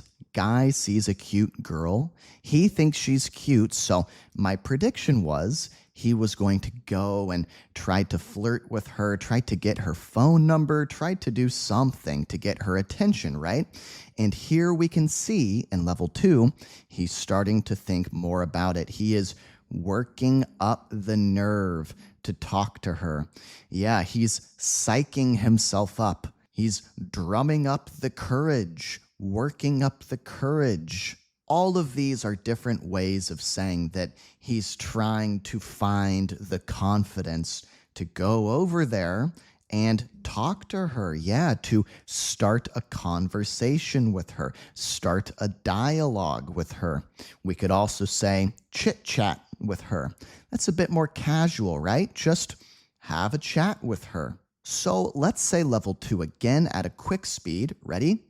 A guy sees a cute girl at the bookstore and works up the nerve to talk to her. Again, a guy sees a cute girl at the bookstore and works up the nerve to talk to her. Man, I remember when I first started dating how difficult it was to work up the nerve to talk to girls. I was very nervous, very shy.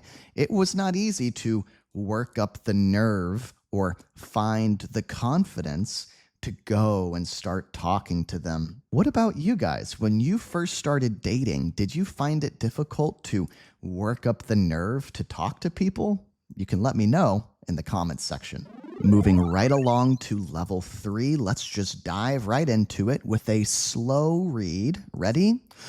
A guy sees a cute girl at the bookstore and works up the nerve to talk to her, heart racing as he walks over.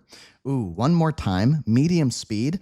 A guy sees a cute girl at the bookstore and works up the nerve to talk to her, heart racing as he walks over. Okay, so we can see that this guy is pretty nervous about this interaction.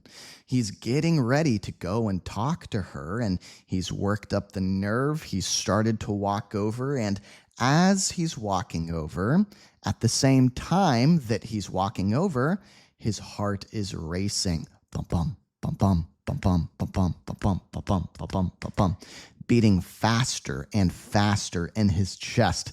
Maybe the closer he gets, the faster it beats, and it feels like it's going to beat right out of his chest. That's an expression we sometimes say if you're really, really excited or nervous or worked up. I felt like my heart was going to beat right out of my chest, okay? Again with a quick read, here we go. A guy sees a cute girl at the bookstore and works up the nerve to talk to her, heart racing as he walks over. Last time. A guy sees a cute girl at the bookstore and works up the nerve to talk to her, heart racing as he walks over. Dude, I am on the edge of my seat with today's super sentence. I can't wait to see what's going to happen next. What do you guys think? Is he going to hit it off? Is he going to hit it off with this girl? In other words, are they going to get along well and like each other immediately? Or maybe she's going to be a bit standoffish. Maybe she's going to be a bit like, who are you? I don't know you. Why are you talking to me? I don't know. Let's find out. Okay, level 4, slow read. Here we go. A guy sees a cute girl at the bookstore and works up the nerve to talk to her, heart racing as he walks over, trying to think of something clever. Okay, let's say it again. Medium speed. A guy sees a cute girl at the bookstore and works up the nerve to talk to her, heart racing as he walks over, trying to think of something clever. Oh man, I feel like this is not looking too good for the guy in the story. Yeah, it's not looking good for him. Why do I say that? Because he still hasn't thought of anything to say. You know, he worked up the nerve, he's walking over. He had all this time to think of something to say, but guess what? He still hasn't thought of anything. He is still trying to think of something clever. Clever just means something smart, something creative, maybe something that will make her interested in him, something that will make her laugh, something that will make her smile. And maybe he's trying to think of something clever to say. Maybe he's trying to think of something clever to do. Maybe he's trying to think of something to say or do, but he's drawing a blank. Oh no, he's drawing a blank. That means his mind is blank. He's struggling to think of anything. It's like somebody has erased all of his thoughts, right? So he's kind of in trouble. Let's read this one last time at a quick speed. Ready? A guy sees a cute girl at the bookstore and works up the nerve to talk to her, heart racing as he walks over, trying to think of something clever. Level 5, guys, it is getting pretty difficult, so if you're starting to struggle, don't worry. Don't worry, keep going, keep working that spoken English muscle, okay? No pain, no gain. That's what I always say. Let's take a look slowly at first. A guy sees a cute girl at the bookstore and works up the nerve to talk to her, heart racing as he walks over, trying to think of something clever, but he ends up making a lame comment about the weather. Oh no, this guy, what does he end up doing? In other words, in the end, after all of that waiting, what does he do? He makes a lame comment about the weather. So boring, right? He was trying to think of something to get her attention, to make her smile, to make her laugh, to pique her interest, right? To pique her interest. But the only thing he can think of is a lame comment about the weather. What is lame? Lame is like the opposite of cool, right? So not cool. Really kind of embarrassing, right? Let's read it again quickly now. A guy sees a cute girl at the bookstore and works up the nerve to talk to her, heart racing as he walks over, trying to think of something clever, but he ends up making a lame comment about the weather. Level 6, slow read. Here we go. A guy sees a cute girl at the bookstore and works up the nerve to talk to her, heart racing as he walks over, trying to think of something clever, but he ends up making a lame comment about the weather, which sounds way more awkward than he hoped, but she smiles anyway. Okay, so we've got a glimmer of hope. A glimmer of hope. There's still a small chance that this guy can win the heart of this girl. Even though he made a lame comment about the weather, which sounded really awkward, it didn't come out right, it didn't sound the way he was hoping that it would sound, guess what happens? She smiles anyway. Maybe she can see how nervous he is, and maybe she thinks that's endearing. In other words, maybe she thinks that's cute and sweet, you know, and likable. Maybe she's even a little bit flattered that he's so nervous. Flattered, right? She sees how nervous he is and she realizes, wow, he must really like me if I make him so nervous. So maybe that's a little bit flattering. Okay, let's read it one more time. Quick speed, then we'll level up again. A guy sees a cute girl at the bookstore and works up the nerve to talk to her, heart racing as he walks over, trying to think of something clever, but he ends up making a lame comment about the weather, which sounds way more awkward than he hoped, but she smiles anyway. Level 7. This is no Weenie Hut Jr. anymore. This is getting really tough, even for a native speaker. This is a real mouthful now. And I would like to take a quick moment to remind you guys, if you still haven't liked the video, please take 1 second to do that. Leave me a comment. Make sure you're subscribed. Maybe even check out channel membership if you want PDFs and extra videos. Okay, slow speed now. A guy sees a cute girl at the bookstore and works up the nerve to talk to her, heart racing as he walks over, trying to think of something clever, but he ends up making a lame comment about the weather, which sounds way more awkward than he hoped, but she smiles anyway and teases him for it. It sounds like this girl is playing along. It sounds like she has a good attitude about this whole situation. She's teasing him playfully, right? She's poking fun at him. Yeah, she's not making fun of him in a mean-hearted or mean-spirited way, right? No, she's doing it in a fun way, in a friendly way, in a playful way. She's saying, you're kind of nervous, aren't you? I can see that you're a little nervous. She's poking fun at him just a little bit. I really want to see what happens next, so let's say it one more time, then level up again. Quickly now.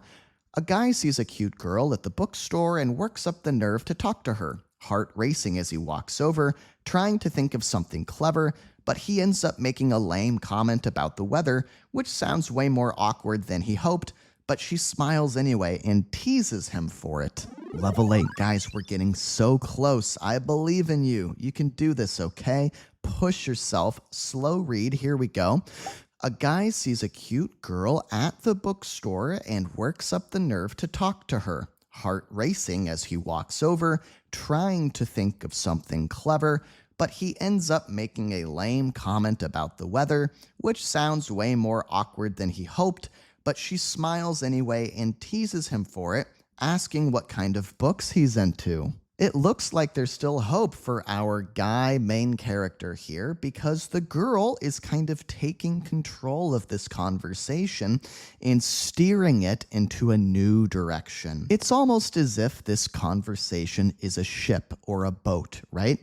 And the guy was sailing the boat at first, and he was steering right into an iceberg with all of his awkward, lame weather talk. But then the girl took hold of the wheel, right, at the helm of the ship, and now she's sailing it away from the iceberg, out of the path of danger, and into smooth sailing, into clear waters, right? It looks like there's still hope because she's taking this conversation in a new direction, asking what kind of books he's into. What does that mean? Into. Into just means interested in. I could say, what kind of video games are you into? That means, what kind of video games are you interested in? So hopefully they will have a shared interest in a genre, right? Maybe they both like romance books. Maybe they both like mystery novels, something like that. Hopefully, fingers crossed, they will have something in common. Okay, let's say this sentence one more time quickly now. A guy sees a cute girl at the bookstore and works up the nerve to talk to her, heart racing as he walks over, trying to think of something clever, but he ends up making a lame comment about the weather, which sounds way more awkward than he hoped, but she smiles anyway and teases him for it, asking what kind of books he's into. We're in the final stretch, guys. Get your second wind. Find your second wind. That means you had energy, you used your energy, now you're tired, but you can find a second wind and get your energy back for the final stretch for the last 2 levels, okay? Slow read of level 9. A guy sees a cute girl at the bookstore and works up the nerve to talk to her, heart racing as he walks over, trying to think of something clever, but he ends up making a lame comment about the weather, which sounds way more awkward than he hoped, but she smiles anyway and teases him for it, asking what kind of books he's into, giving him the perfect chance to flirt back. Yeah, this girl is really giving him the perfect chance, the perfect opportunity, a perfect window of opportunity, right? To try again. You know, maybe they can forget about all of the lame, awkward weather talk. Maybe they can put that behind them, put it behind them, and move on if he can prove that he can try again and maybe more successfully this time, right? One more time, quickly. A guy sees a cute girl at the bookstore and works up the nerve to talk to her, heart racing as he walks over, trying to think of something clever, but he ends up making a lame comment about the weather, which sounds way more awkward than he hoped, but she smiles anyway and teases him for it, asking what kind of books he's into, giving him the perfect chance to flirt back. Guys, we've made it to the final boss of this Super Sentences video. I'll tell you what, because you've worked so hard getting all the way here to level 10, we will only read level 10 one time at a medium speed. Ready? Here we go.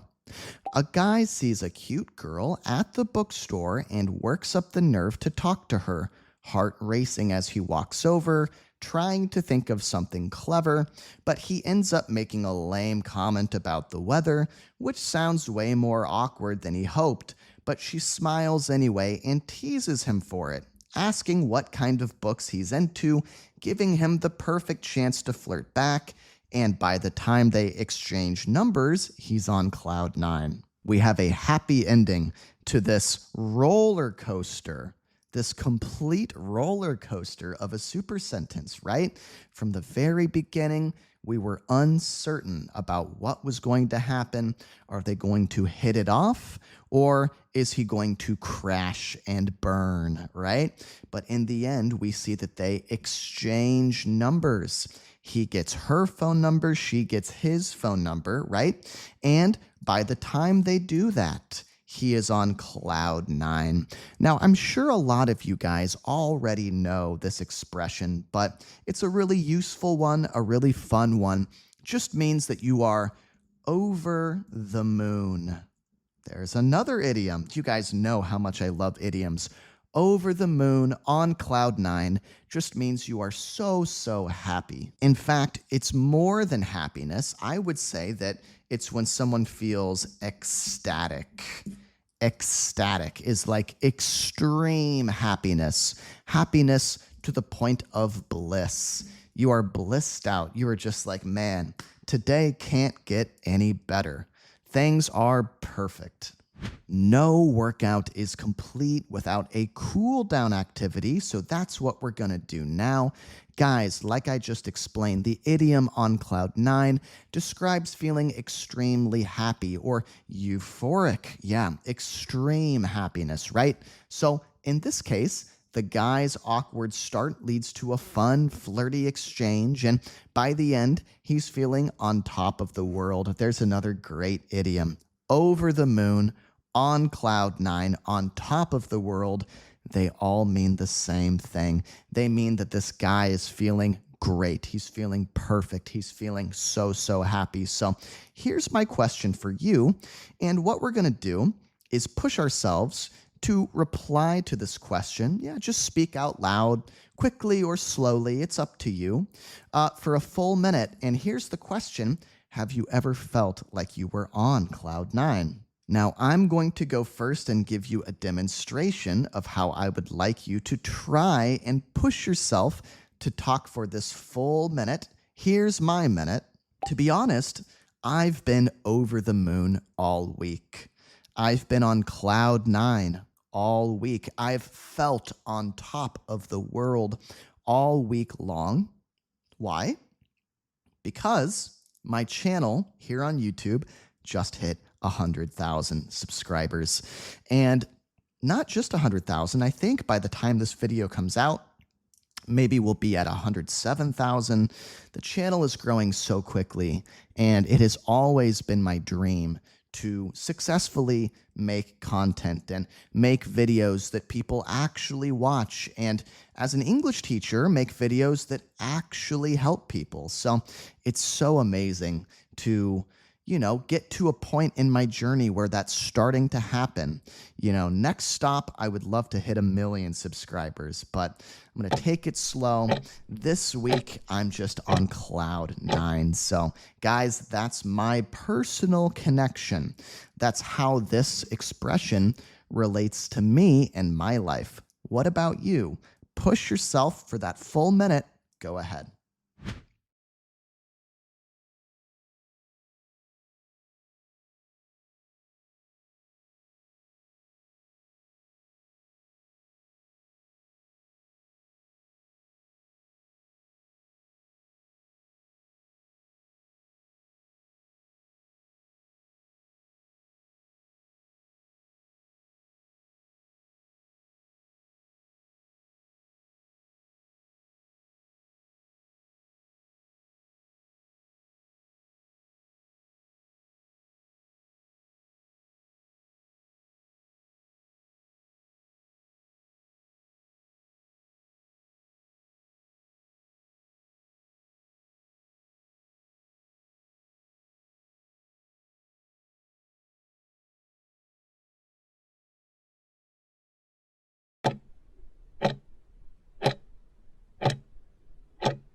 Level 1 of today's super sentence. You can say with me or pause the video and repeat after me. Slowly at first.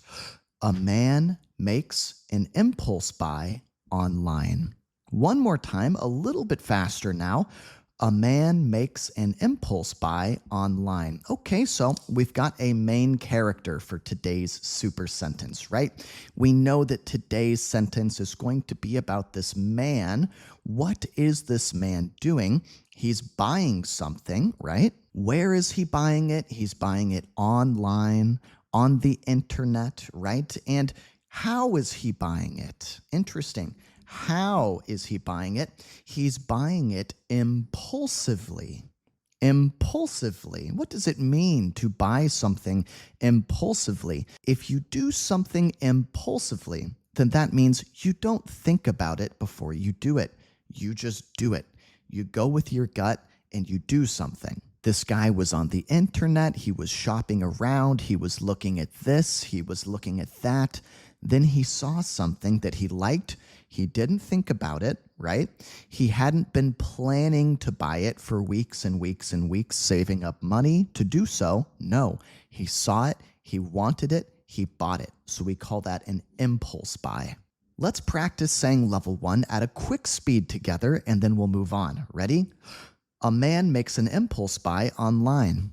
Again, a man makes an impulse buy online. A third time.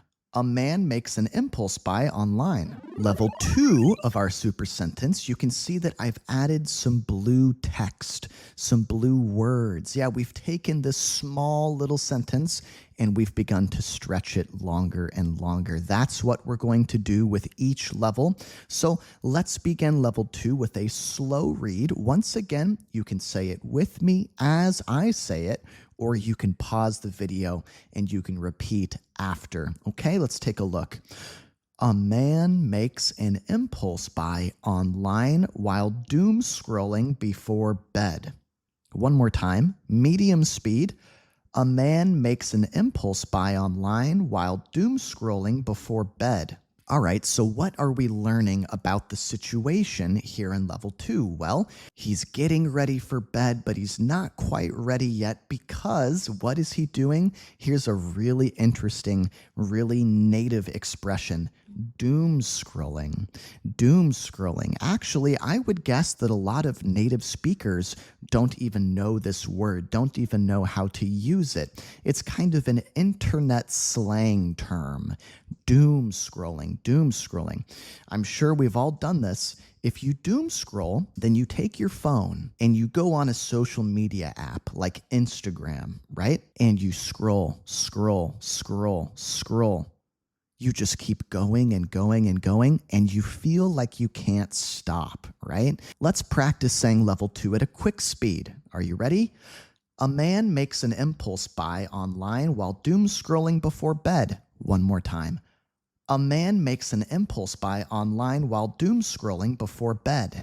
Awesome. We've leveled up again. Our super sentence is getting more and more complex, more challenging, more difficult. Okay, let's read level 3 together at a slow speed. Let's take a look.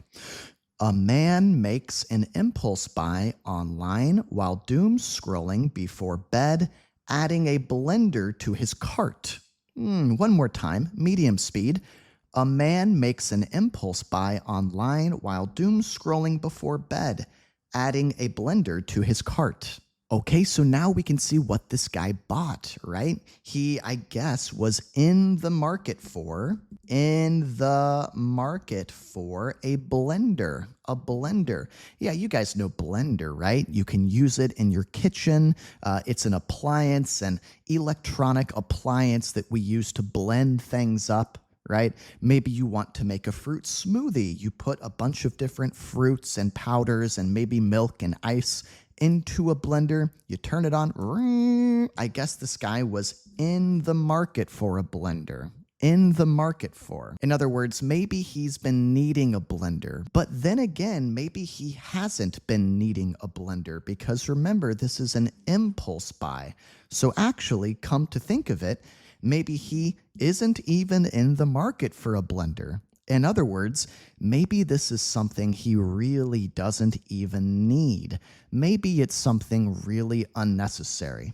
If you are in the market for something, then you are planning to buy it because you need it, right? For example, I'm in the market for new boots for this fall, right? I need new fall boots. I don't have any, so I'm in the market for fall boots. Who knows if this guy was really in the market for a blender or not, but we do know that he bought it online impulsively, which tells me it was probably unnecessary, right? Let's say it one more time at a quick speed, and then we'll level up again. Ready? A man makes an impulse buy online while doom scrolling before bed, adding a blender to his cart. Level 4, getting more and more difficult, more and more challenging. Guys, we are working out that spoken English muscle in the same way you would work out your biceps or your back or your other muscle groups at the gym, right? We are working out our spoken English muscles. So let's read level 4 slowly at first. A man makes an impulse buy online while doom scrolling before bed, adding a blender to his cart without checking the reviews. Uh-oh, that's not a great idea, huh? Let's read it again, medium speed. A man makes an impulse buy online while doom scrolling before bed, adding a blender to his cart without checking the reviews. I think we all know that when you are online shopping, it's a great idea to check the reviews. What are people saying about the product? How are they reviewing the product? Are they leaving good reviews or are they leaving bad reviews? Are they giving 5-star reviews or are they giving 1-star reviews, right? Although, I'll be honest, these days it's kind of hard to be sure, right? Because a lot of products on the internet have fake reviews. So even if something has a bunch of 5-star reviews, maybe the person selling the product, the seller of the product, simply paid for those reviews, right? Maybe they're fake. Maybe they're bots, like robots online, right? But anyway, this guy, he did not check the reviews of this blender, and maybe that decision will come back to haunt him. Come back to haunt him. In other words, maybe it's a decision that he will end up regretting later on, later down the road. Okay, let's say it one more time quickly now. A man makes an impulse buy online while doom scrolling before bed, adding a blender to his cart without checking the reviews. One more time. A man makes an impulse buy online while doom scrolling before bed, adding a blender to his cart without checking the reviews. Level 5. If you guys are still with me, you are killing it. You are killing it. You're doing a really good job, and we are already halfway there. So push yourself. Keep going. You will be glad you did because your English speaking skills are going to get better and better. Let's do a slow read. A man makes an impulse buy online while doom scrolling before bed, adding a blender to his cart without checking the reviews, thinking he found a steal. One more time, medium speed. A man makes an impulse buy online while doom scrolling before bed, adding a blender to his cart without checking the reviews, thinking he found a steal. What does it mean if you say something is a steal? Oh, that winter coat is such a steal. Oh, those headphones are such a steal. Oh, that computer, wow, what a deal. That computer is such a steal. If something is such a steal, then that means you are getting a great deal by buying it. It's such a good deal that it almost feels like you're stealing it, right? Like you are getting away with something. Getting away with STH something. Feels like you're getting away with something, almost like you are committing a crime or doing something you shouldn't be doing, something you're not supposed to be doing, right? Because how can something be such a good deal? Let's say it one more time quickly now. A man makes an impulse buy online while doom scrolling before bed, adding a blender to his cart without checking the reviews, thinking he found a steal. Level 6, push yourself slowly at first. A man makes an impulse buy online while doom scrolling before bed, adding a blender to his cart without checking the reviews, thinking he found a steal, and waits 2 weeks for delivery. Okay, once more, medium speed.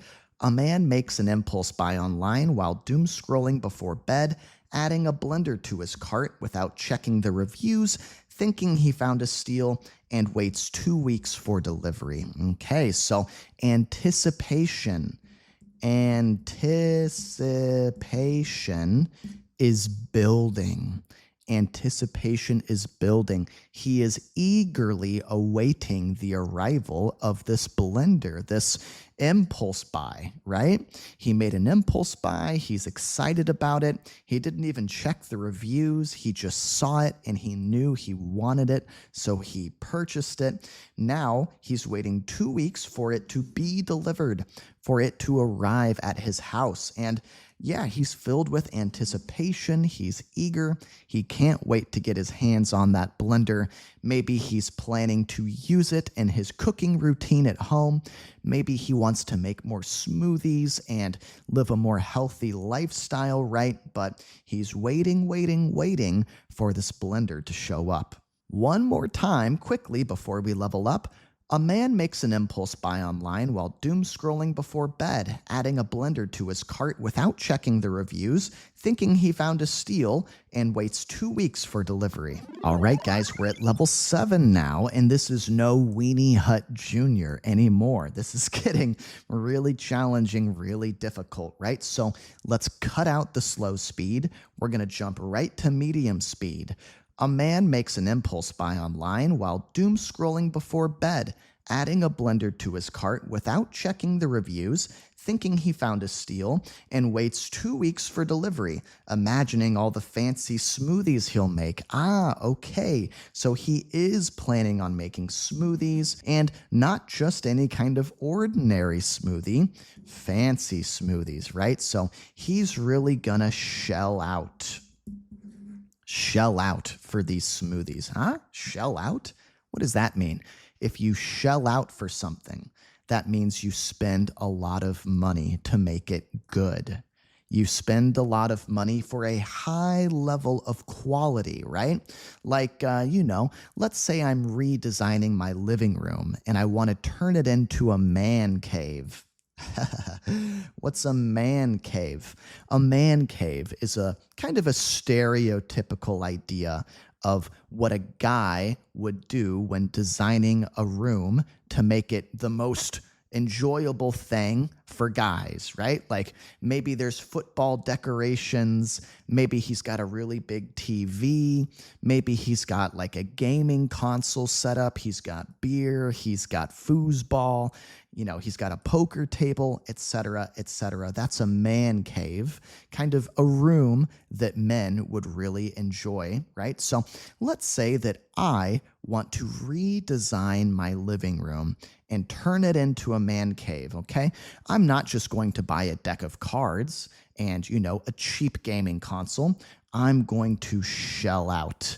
I'm going to shell out and I'm going to buy the best of everything to make that man cave extra impressive. One more time, quick speed, let's go.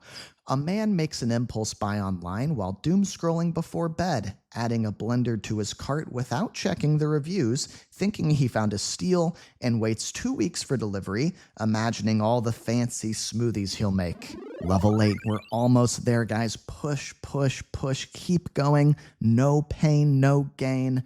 Let's do a medium speed read of level 8. A man makes an impulse buy online while doom scrolling before bed, adding a blender to his cart without checking the reviews, thinking he found a steal, and waits 2 weeks for delivery, imagining all the fancy smoothies he'll make, but when it arrives, it doesn't even turn on? What a disaster. What a nightmare. He spent money to buy this blender. He bought it impulsively. He was thinking that it could turn his life around and, help him achieve a healthier lifestyle, right? A more healthy way of living. But after waiting 2 long weeks for this blender to arrive, when it does arrive, it doesn't even turn on. The thing is super low quality and it's dead on arrival. Dead on arrival. The thing is broken and he hasn't even gotten a chance to use it once. I feel kind of bad for this guy, our main character, right? Maybe he had already gotten all of the smoothie ingredients purchased and set up in his kitchen. He was ready to go. He was ready to make these fancy smoothies and get healthy, get fit. All he was missing was the blender. That was the key missing piece of the puzzle, right? But when it arrived, the darn thing didn't even work. One more time, level 8, quick read. Here we go. A man makes an impulse buy online while doom scrolling before bed, adding a blender to his cart without checking the reviews, thinking he found a steal, and waits 2 weeks for delivery, imagining all the fancy smoothies he'll make, but when it arrives, it doesn't even turn on. We are getting really close, my friends. Medium speed read. Ooh, that rhymes. Medium speed read of level 9. Here we go. A man makes an impulse buy online while doom scrolling before bed, adding a blender to his cart without checking the reviews, thinking he found a steal, and waits 2 weeks for delivery, imagining all the fancy smoothies he'll make, but when it arrives, it doesn't even turn on, and he realizes there's no return policy. What? No, this fancy smoothie situation is getting worse and worse, right? He didn't check the reviews. He bought it impulsively. And now, just like I mentioned earlier, that decision has come back to haunt him. It's back to haunt him, right? Because there's no return policy. In other words, there's no way for him to send it back and get his money back. So he is stuck. He is stuck with this broken blender. One more time, quickly. A man makes an impulse buy online while doom scrolling before bed, adding a blender to his cart without checking the reviews, thinking he found a steal, and waits 2 weeks for delivery, imagining all the fancy smoothies he'll make, but when it arrives, it doesn't even turn on, and he realizes there's no return policy. Now, guys, we've reached level 10, the final boss of today's speaking lesson. But before we jump into it, I just quickly want to ask a favor of the audience. Please click like on this video. It supports me so much as your YouTube English teacher. Make sure you're subscribed. Leave me a comment letting me know who you are and why you're learning English, or why you like this video or dislike this video. I'm open to your thoughts and opinions. But guys, your likes and subs and comments, they make it possible for me to do what I do. Without you guys, there would be no English is Easy. So thank you for all of your support, and let's take a look at level 10 with a medium speed read. A man makes an impulse buy online while doom scrolling before bed, adding a blender to his cart without checking the reviews, thinking he found a steal, and waits 2 weeks for delivery, imagining all the fancy smoothies he'll make. But when it arrives, it doesn't even turn on, and he realizes there's no return policy, so it ends up as an expensive doorstop. We have a pretty funny ending to this crazy roller coaster of a super sentence, right? What does he end up doing with this broken blender? In other words, in the end, how does he make use of this broken blender? Well, it ends up as an expensive doorstop. Yeah, we use a doorstop to prop open a door. Prop open. You know, if you don't want a door to close, you can put something heavy in front of it, right? To prevent it from closing, to stop it from closing, right? So that's what he ends up using this blender for. He puts it in front of his door and uses it as a very expensive door stop, all right? So, you know, it's not an ideal situation. It's not ideal. It's not the best case scenario for this purchase by any means, right? By any stretch of the imagination, this is not a best case scenario. In fact, it's basically a worst case scenario. But this guy, he's choosing to look on the bright side. He's choosing to see the silver lining in this situation. In other words, he's going to make the most, make the best of a bad situation, and he's still going to use this broken blender. In fact, it seems like he found a pretty creative way to use it, right? So at least there's that. At least it's not a complete waste of time and money. And maybe our friend has learned a lesson about late night doom scrolling impulse buying, right? Okay, guys, final time reading this sentence. Quick speed, let's go. Push one last time. A man makes an impulse buy online while doom scrolling before bed, adding a blender to his cart without checking the reviews, thinking he found a steal, and waits 2 weeks for delivery, imagining all the fancy smoothies he'll make. But when it arrives, it doesn't even turn on, and he realizes there's no return policy, so it ends up as an expensive doorstop. If you made it all the way through this crazy super sentence, take your hand, give yourself a pat on the back, because you deserve it, my friend. Now, no great workout is complete without a cool down activity, so that's what we're going to do now. Just bring things down with a chill, relaxed kind of exit activity for this video. So we talked about impulse buys, right? It's a purchase that you make without putting too much thought into it. Here's my question for you. Here's my question that we're going to think about and respond to. Have you ever made an impulse buy while scrolling online? How did it pan out? In other words, how did things go? Was it a good decision, this impulse buy, or was it a bad decision? I want you guys to push yourselves to speak for a full minute. You don't have to speak quickly or impressively or anything like that. You don't have to use big words. Just push yourself to keep going for a full minute. I'm going to go first to give you an idea of what I'd like you to try and do. So here's my minute responding to this question. You know, actually, for me, this is a pretty relatable topic. It's a pretty funny topic, too, because I make impulse purchases online all the time. And these purchases usually have something to do with fitness, with working out, because I always go through these phases, these periods of time where I get really excited about working out, right? Getting back in shape.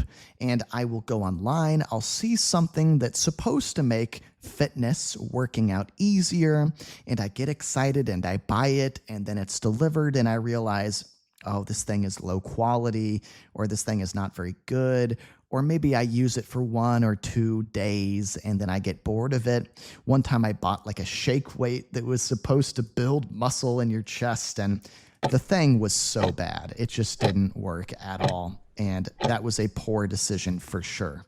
All right, that was my response, my personal connection to this theme, this idea of impulse buys. What about you? Do you make impulse buys? Do you doom scroll late at night? Let me know. Push yourself for 1 minute and respond to this question. Go ahead.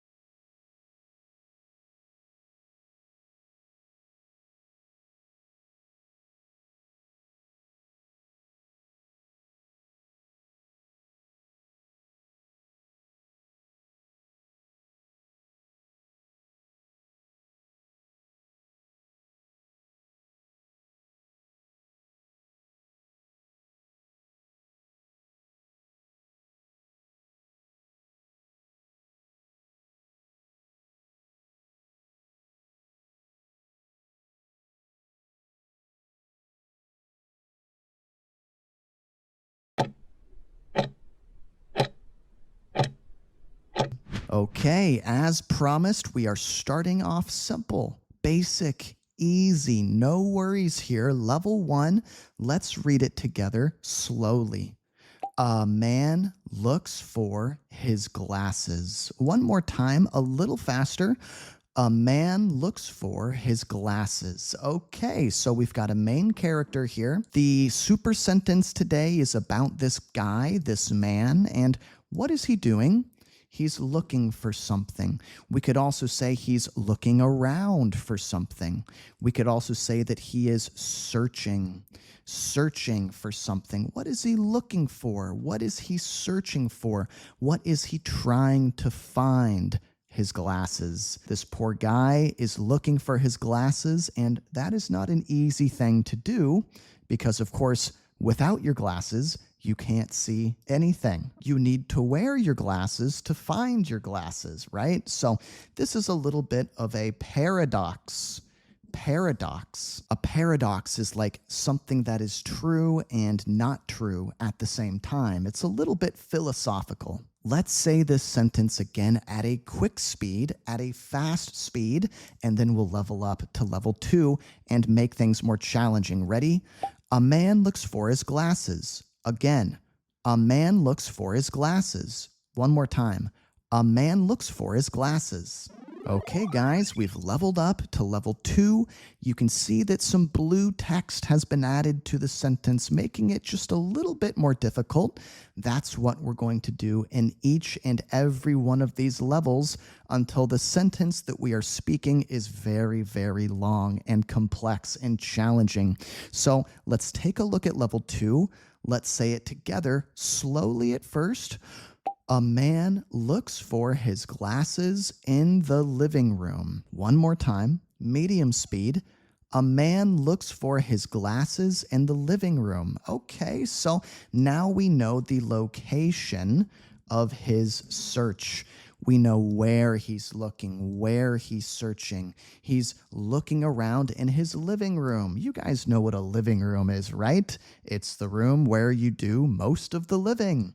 There's your couch and your TV and your chairs in the living room. It's the space in your house where the family can get together and get comfortable, maybe watch a movie together. Let's say this again quickly and then level up once again. Ready? A man looks for his glasses in the living room. Again, A man looks for his glasses in the living room. Once more. A man looks for his glasses in the living room. Level 3, we're moving right along. Let's jump right into it with a slow read. A man looks for his glasses in the living room, but can't seem to find them anywhere. Once more, medium speed. A man looks for his glasses in the living room, but can't seem to find them anywhere. Okay, this guy is not having a lot of luck finding his glasses. He's looking, but he can't seem to find them anywhere. Yeah, he can't seem to find them. That's a very spoken English expression, just meaning that, he's trying, he's making an attempt, he's making an effort, but it's not working. He can't seem to do it. He can't seem to find them. We can use this expression when you are struggling to do something. Maybe I buy a new cabinet at IKEA, right? Some new furniture, and I bring it home and I take out the instructions and I get to work building the cabinet, putting together the cabinet, but it's not going well. My wife comes home. She sees that I'm making a big mess, that I'm not making a lot of progress. She says, "What's going on here?" I say, "I can't seem to figure this out. I can't seem to get this right. I can't seem to do it." Once more, quick speed, and remember, you can say with me or pause and repeat after me. Ready? A man looks for his glasses in the living room, but can't seem to find them anywhere. If you guys are still with me, you are killing it. You are killing it. What does that mean? You are crushing it. You are slaying it. Just means you're doing an awesome, awesome job. Keep going, okay? Here's a slow read of level 4. A man looks for his glasses in the living room but can't seem to find them anywhere, so he checks the kitchen just in case. One more time, medium speed.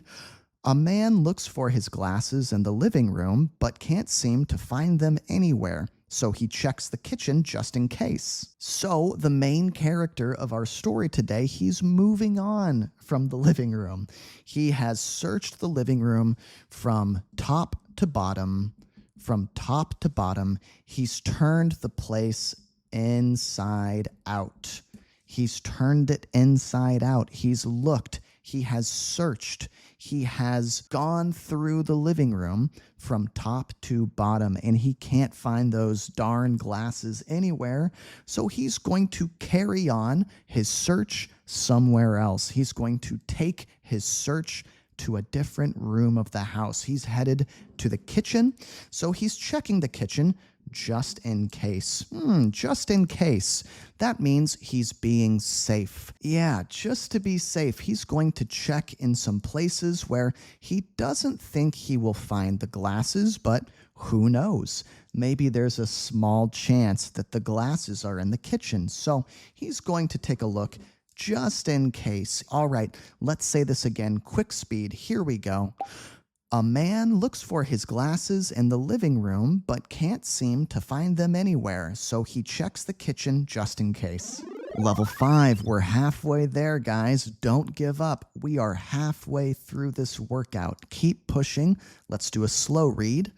A man looks for his glasses in the living room but can't seem to find them anywhere, so he checks the kitchen just in case, opening every drawer, even though he knows they wouldn't be there. Okay. One more time, medium speed, let's go. A man looks for his glasses in the living room but can't seem to find them anywhere, so he checks the kitchen just in case, opening every drawer even though he knows they wouldn't be there. So this guy is leaving no stone unturned.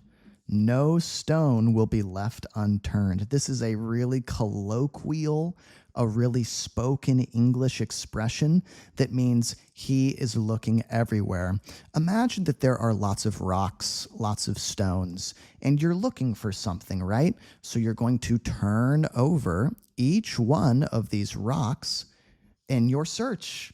While you go about your search, you are going to overturn each of these stones. So that's where the expression comes from. It just means that you are looking everywhere you can possibly look. And that's what he's doing here. He's opening every drawer in the kitchen, even though he knows they wouldn't be there. Yeah, there's really not a chance of finding them there, but he's so desperate to find his glasses, that he will leave no stone unturned. One more time, quickly now, ready?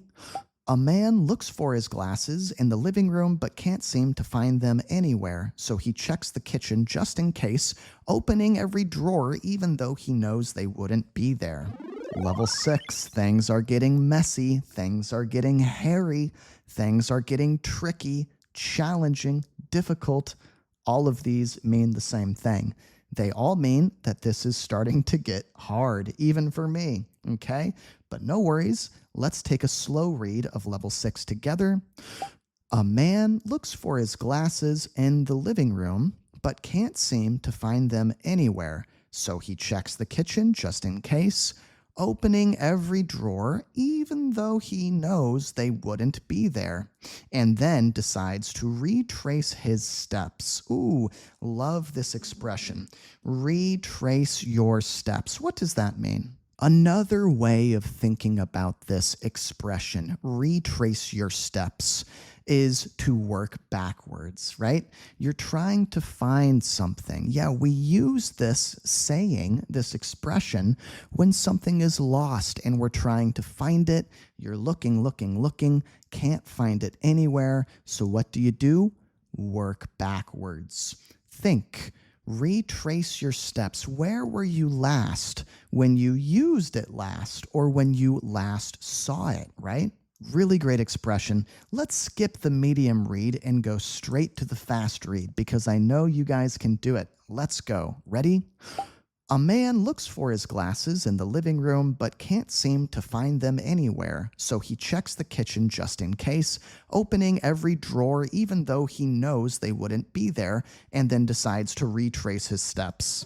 Level 7, baby. This is no joke. This is some serious stuff, all right?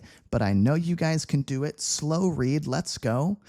A man looks for his glasses in the living room but can't seem to find them anywhere, so he checks the kitchen just in case, opening every drawer even though he knows they wouldn't be there, and then decides to retrace his steps back to the bedroom to see if he left them by the bed. Love this, right? So where is he retracing his steps?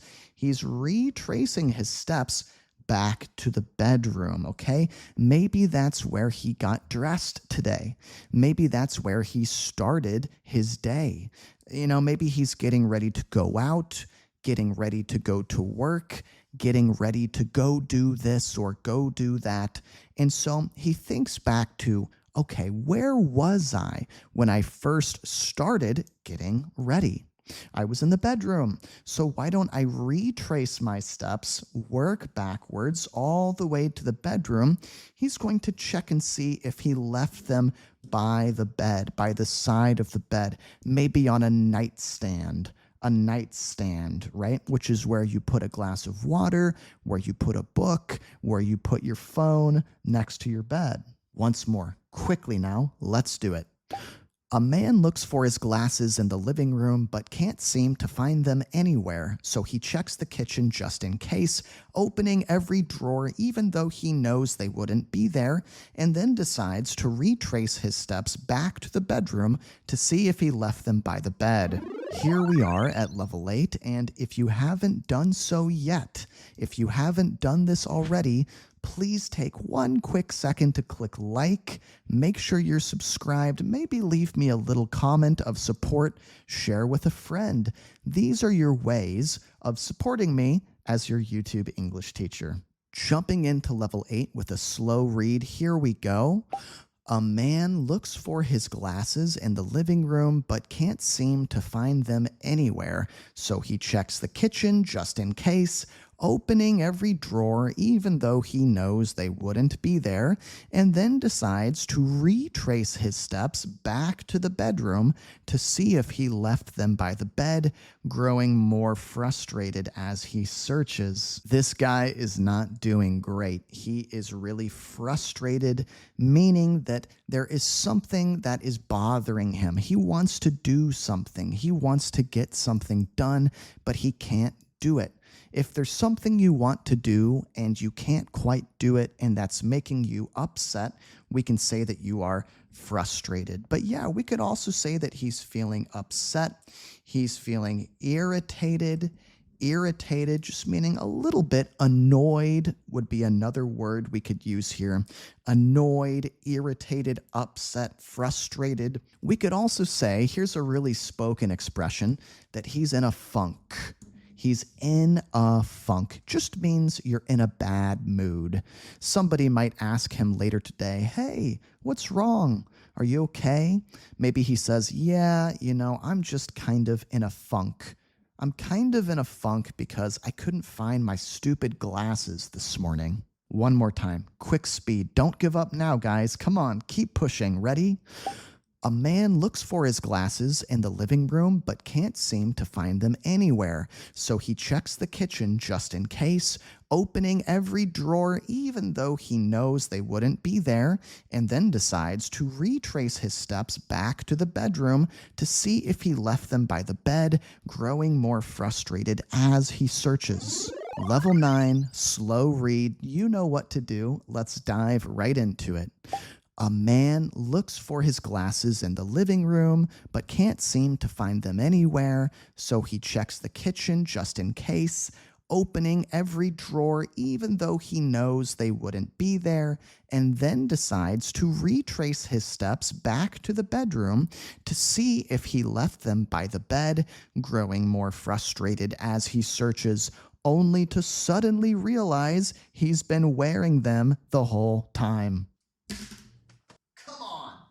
Bro, are you serious? Are you joking? They've been on your face this whole time? I really love today's episode. You guys know that I love a twist. I love an unexpected twist in a story, and that's what we've got here. Our main character, he's been wearing the glasses the whole time. No wonder he's been able to see so clearly as he searches, right? Let's fly through the quick read of level 9 and move on to level 10 because I'll be honest, I want to know what happens next. Let's go. A man looks for his glasses in the living room but can't seem to find them anywhere, so he checks the kitchen just in case, opening every drawer even though he knows they wouldn't be there, and then decides to retrace his steps back to the bedroom to see if he left them by the bed, growing more frustrated as he searches, only to suddenly realize he's been wearing them the whole time. I love it. All right, let's keep going. Guys, we've made it to level 10, the final boss of this video. Let's tackle level 10, starting with a slow read, the last one. Come on, guys, push. A man looks for his glasses in the living room, but can't seem to find them anywhere, so he checks the kitchen just in case, opening every drawer even though he knows they wouldn't be there, and then decides to retrace his steps back to the bedroom to see if he left them by the bed, growing more frustrated as he searches, only to suddenly realize he's been wearing them the whole time and lets out an exasperated sigh. What a scatterbrain. This poor guy, he's so irritated, annoyed, upset, unhappy. He's in such a funk right now. He lets out an exasperated sigh. You guys probably know what a sigh is, right? Like this. That's a sigh. But what's an exasperated sigh? This is a really terrific word to know. You guys can impress your friends with this one, right? An exasperated sigh means you are so exhausted. You just can't take it anymore. You're so tired, so you sigh like this. You are dead tired. You are beat. You are done. You are wiped out. He thinks to himself, I'm such a scatterbrain. What's a scatterbrain? If you are a scatterbrain, then that means you're kind of an unorganized person, right? Maybe you are forgetful, you leave things places, you forget to do things, you get names and dates mixed up or switched around. If you have some of these habits, then you might be a scatterbrain. What's the opposite of a scatterbrain? I would say the opposite of being a scatterbrain is being really on top of things. On top of things. If you are on top of things, or we can also say on the ball, if you are on the ball, on top of things, that means that everything is organized, everything is under control, everything is sorted and dealt with. You're very meticulous. You're very detail-oriented, and you don't make many mistakes. You're very careful, right? All right, guys, this is it. Your last chance to speak. Let's read level 10 at a quick speed, and then we will do a speak aloud cool down to end today's video. Ready? A man looks for his glasses in the living room but can't seem to find them anywhere, so he checks the kitchen just in case, opening every drawer even though he knows they wouldn't be there, and then decides to retrace his steps back to the bedroom to see if he left them by the bed, growing more frustrated as he searches, only to suddenly realize he's been wearing them the whole time, and lets out an exasperated sigh. What a scatterbrain. If you are still watching, take your hand, give yourself a pat on the back to congratulate yourself because you deserve it, my friend. As a teacher, I am super proud of all my students who make it to level 10 in these videos because I know it's not easy. Terrific. So now let's move along to the speak aloud cool down. Yeah, with every workout, it's important to end things with sort of a down tempo cool down exercise, and that's what we're going to do here. Here's a question for us to respond to.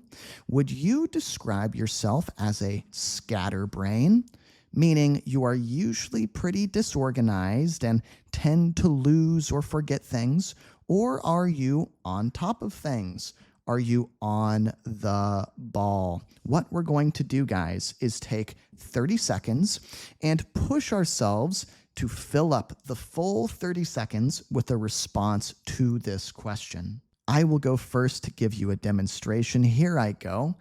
Oh my gosh, I find this story, today's story, to be, unfortunately, really relatable because I'm definitely a scatterbrain. I'm constantly misplacing things around the house, losing things, mixing things up, and fortunately for me, my wife is the exact opposite, and she really balances me out. Without her, I think the house and my life would be in disarray. That was my response. Now it's your turn. Take the full 30 seconds, really push yourself, go for it.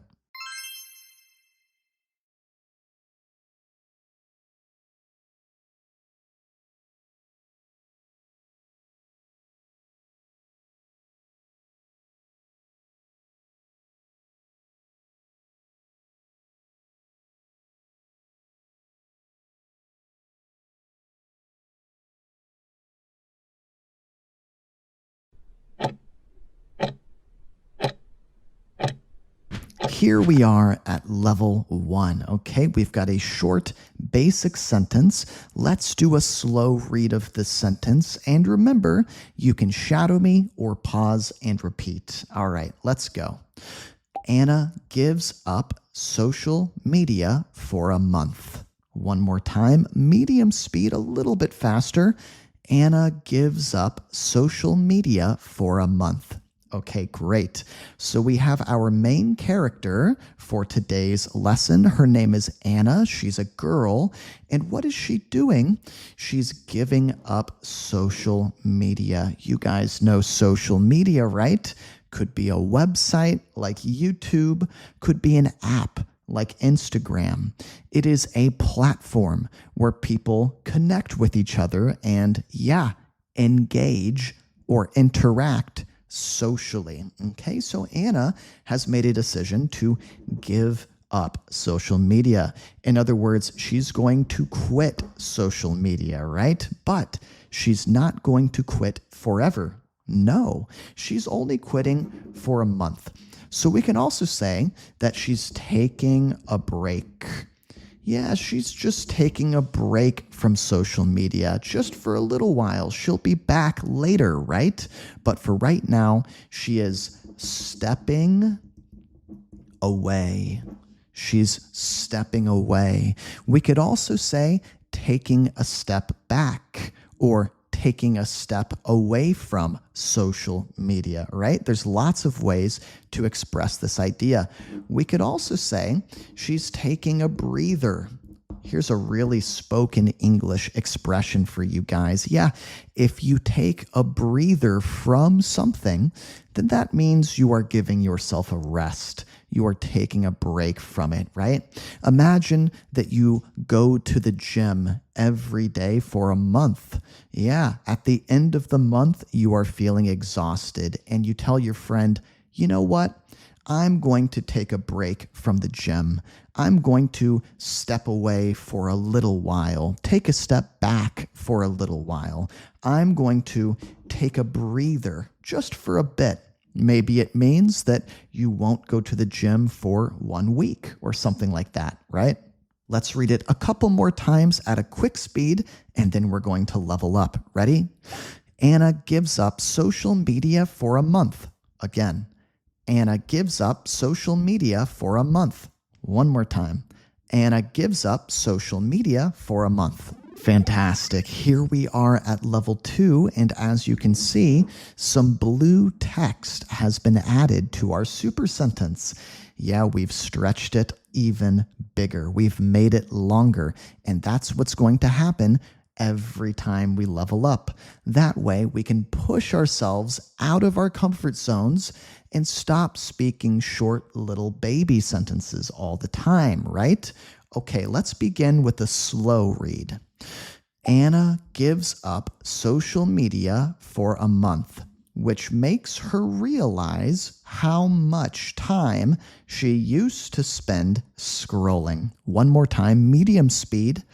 Anna gives up social media for a month, which makes her realize how much time she used to spend scrolling. Okay, so after Anna makes this decision, this choice to step away from social media for 1 month, she realizes something. She has a realization. What does she realize? She realizes that she used to spend a lot of time scrolling on her phone, right? If you are scrolling, and you feel like you can't stop, we can also call this doom scrolling. Something that I've talked about several times here on my channel. Doom scrolling is when you scroll for hours. You feel like you can't stop, right? So anyway, after Anna decides to quit social media for 1 month, she's left with all of these gaps, all of these empty spaces in her day, right? And she realizes, in other words, it dawns on her. She has this moment of realization where she realizes, oh my God, I used to spend so much time scrolling on my phone. Let's read it once more, quick speed, and then we'll level up. Anna gives up social media for a month, which makes her realize how much time she used to spend doom scrolling. Here we are at level 3, and as you can see, we have added even more blue text to our super sentence, making it even more challenging. Let's start with a slow read. Anna gives up social media for a month, which makes her realize how much time she used to spend scrolling. And suddenly, she has more free time. Once more, medium speed. Anna gives up social media for a month, which makes her realize how much time she used to spend scrolling. And suddenly, she has more free time. Okay, wonderful. So now that Anna has decided to take a break from social media, she's got lots of free time. What is free time? Free time is a period of time where nothing is planned, nothing is scheduled. You don't have any obligations. Obligations. For example, I told my friend I would go shopping with her today. I made a promise to her. That would be an obligation, something you made a promise to go and do, right? As an adult, we have lots and lots of obligations, lots of responsibilities. It's kind of fun to think about. What if you had an entire week of time without any obligations?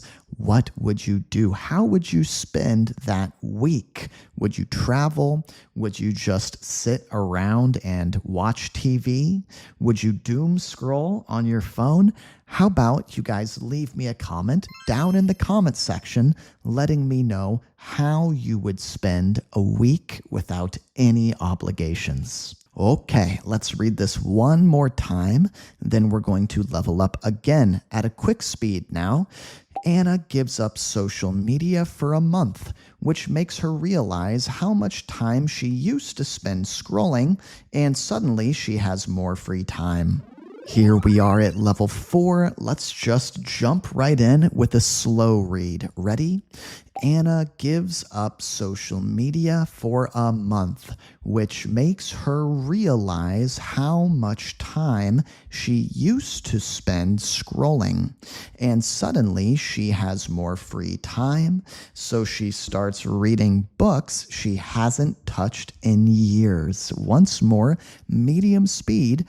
Anna gives up social media for a month, which makes her realize how much time she used to spend scrolling, and suddenly she has more free time, so she starts reading books she hasn't touched in years. Now we are seeing how Anna is choosing to spend this free time. What is she deciding to do with the free time she now has, right? What does she start to do? She starts reading books. What kind of books? Books that she hasn't touched in years. Yeah, if you haven't touched something in years, then it has been sitting idle. It has been collecting dust. I love this expression, collecting dust. For example, imagine that you buy some weights online and you have this plan to use them to exercise, right? Well, maybe you use them once, twice, and then you set them down in the corner of your house and you don't touch them for years. Well, slowly they are going to collect dust, right? If you take your finger and you sort of trace the top of the weights, you will find a layer of dust that has built up on top of them as a result of what? As a result of having been left idle. Yeah, you haven't touched them in a long time, so they've just been sitting there, right? So in this situation, Anna is returning to books that she hasn't touched in years. Maybe she's forgotten about some of these books. Maybe she's forgotten how much she used to enjoy them. But now she has an opportunity. Now she has a chance to rediscover or discover again, right? Rediscover her love, her passion, her interest in these books. One more time, quick speed, then we'll level up. Anna gives up social media for a month, which makes her realize how much time she used to spend scrolling, and suddenly she has more free time. So she starts reading books she hasn't touched in years. Here we are at level 5, halfway through, and if you've made it even this far, as your YouTube English teacher, I'm very proud of you. So take your hand, give yourself a pat on the back. You're doing great. This is also a wonderful opportunity to quickly click that like button. It really supports me so much. If you guys could click the like button, leave me a comment, make sure you are subscribed. These are your ways to support me as your YouTube English teacher. Now that we're halfway through, I think we can get rid of the slow read. Let's jump right in to the medium read. Here we go. Anna gives up social media for a month, which makes her realize how much time she used to spend scrolling, and suddenly she has more free time. So she starts reading books she hasn't touched in years, finding it surprisingly relaxing. As we can see with the blue text we've added, we learn about Anna's reaction to rediscovering reading, right? We know that she has started reading these old books that she hasn't touched in years. They've been sitting around collecting dust, sitting around idly, not being used, right? But she goes back and she's reading them, and she finds it to be surprisingly relaxing. What is surprisingly relaxing? It just means she hadn't expected. She had not expected it to be this relaxing. It's really nice. It's nicer than she had thought, right? It's really relaxing. So she is rekindling her love for reading. What is kindle? If you kindle a fire, then you are tending to a fire, making sure it does not burn out. You are keeping it going. So if you go back and you rekindle your love for reading, then that just means you are making sure the fire that is your love for reading does not die, does not burn out. All right, quick read. Here we go. Anna gives up social media for a month, which makes her realize how much time she used to spend scrolling, and suddenly she has more free time. So she starts reading books she hasn't touched in years, finding it surprisingly relaxing. Full speed ahead, level 6. Let's jump right in with a medium-paced read. Here we go. Anna gives up social media for a month, which makes her realize how much time she used to spend scrolling, and suddenly she has more free time. So she starts reading books she hasn't touched in years, finding it surprisingly relaxing, and her stress levels start to drop. Okay, so this is the next thing that happens after Anna makes the decision to quit social media, right? Number one, the first thing that happens is she starts reading books that she hasn't touched in years. Number two is she starts to get really relaxed. She's finding all of this to be really relaxing. Number three, the third thing that happens is her stress levels start to drop. Her stress levels. Yeah, the degree to which she feels stressed out. Maybe there's a lot going on in your life and you feel overwhelmed, like everything is really difficult and your stress levels are high. In other words, you just feel stressed out all the time, right? Maybe your stress levels are very low and you almost never feel stressed out. Well, it sounds like Anna was pretty stressed out before she made the decision to take a break from social media, and she didn't even realize it. Yeah, sometimes that happens in life, right? We're really stressed out, we're really overwhelmed, and we don't even realize it. So her stress levels, they start to drop. Drop just means go down. Let's read it one more time. Quick speed. Don't give up now. Keep going. Here we go. Anna gives up social media for a month, which makes her realize how much time she used to spend scrolling, and suddenly she has more free time. So she starts reading books she hasn't touched in years, finding it surprisingly relaxing, and her stress levels start to drop. Level 7, here we go. Medium speed. Anna gives up social media for a month, which makes her realize how much time she used to spend scrolling, and suddenly she has more free time, so she starts reading books she hasn't touched in years, finding it surprisingly relaxing, and her stress levels start to drop. Plus, she notices she's sleeping better without the constant notifications. As you can see, we've added quite a lot this level, right? This is a lot of blue text, so let's dissect this. Let's analyze it. Let's take a close look at it, okay? Plus, so we're talking about an additional benefit. In other words, another good thing that happens after she makes the decision to quit social media, or at least take a break away from social media, right? So, plus, she notices something. What does she notice? She notices that she's sleeping better. Why is she sleeping better? Because she is now without the constant notifications. What is a notification? We could also say a pop-up message. A pop-up message on your phone. Ba-ding, ba-ding, ba-ding.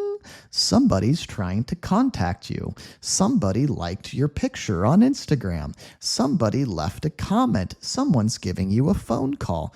These are all notifications, right? And it sounds like in Anna's case, her notifications were really constant. In other words, they were going on constantly. They were happening all the time. Every minute she was getting a notification, and she was constantly dealing with these notifications, but maybe she never realized the extent to which she was dealing with them. In other words, maybe she never fully understood how bad the situation was, that she was constantly doing this, constantly distracted by these notifications, right? Especially at nighttime. And, when you're trying to go to sleep, ba-ding, ba-ding, ba-ding, the constant notifications could be a really big deterrent to good sleep. In other words, the constant notifications could definitely stand in the way of good sleep or stop you from getting good sleep, right? So now that these notifications are gone, of course, she's sleeping better. This is a terrific benefit to taking a step away from your phone, taking a break from social media. Again, quick read. Here we go. Anna gives up social media for a month, which makes her realize how much time she used to spend scrolling, and suddenly she has more free time, so she starts reading books she hasn't touched in years, finding it surprisingly relaxing, and her stress levels start to drop. Plus, she notices she's sleeping better without the constant notifications. This is starting to be a real mouthful. This is starting to get really difficult. Even I'm getting a little tired. But guys, push, don't give up. You are going to be so glad that you did this down the road when your English speaking skills are way more developed. Level 8, medium speed read. Here we go. Anna gives up social media for a month, which makes her realize how much time she used to spend scrolling, and suddenly she has more free time. So she starts reading books she hasn't touched in years, finding it surprisingly relaxing, and her stress levels start to drop. Plus, she notices she's sleeping better without the constant notifications, and she realizes she's turning over a new leaf by focusing on real-life interactions. You guys know that I love idioms, I love expressions, and turning over a new leaf is the idiom that I decided to include in today's video. What does it mean to turn over a new leaf? It basically means that you are starting a new chapter in your life. Yeah, you are moving on to a new and better way of living or lifestyle. So, yeah, Anna realizes that, hey, she's really turned a page. That's another way we could say this. She's really turned a page in the book of her life, right? And she's feeling better about her lifestyle. She's feeling healthier. She's enjoying her life more. Now she realizes she's turning over a new leaf by focusing on real life interactions. So she's not focusing on or paying attention to social media so much anymore. Now she is paying attention to. Here's someone paying attention to something, noticing something. Ooh, noticing something. She's focusing on real life interactions. What is an interaction? That is how you engage with someone or something. For example, I interact with you guys, with my subscribers, in the comments section. You guys leave me comments, giving me feedback on my videos, and I respond to your comments as best I can. That's my way of engaging with you, of interacting with you. One more time, quick read. Here we go. Anna gives up social media for a month, which makes her realize how much time she used to spend scrolling, and suddenly she has more free time. So she starts reading books she hasn't touched in years, finding it surprisingly relaxing, and her stress levels start to drop. Plus, she notices she's sleeping better without the constant notifications, and she realizes she's turning over a new leaf by focusing on real-life interactions. Level 9. This is getting really serious, really tough, really tricky, really hairy. Yeah, this is getting really challenging, but don't give up, guys. Let's just do it. Let's bite the bullet and just do it with a medium speed read. Here we go. Anna gives up social media for a month, which makes her realize how much time she used to spend scrolling, and suddenly she has more free time. So she starts reading books she hasn't touched in years, finding it surprisingly relaxing, and her stress levels start to drop.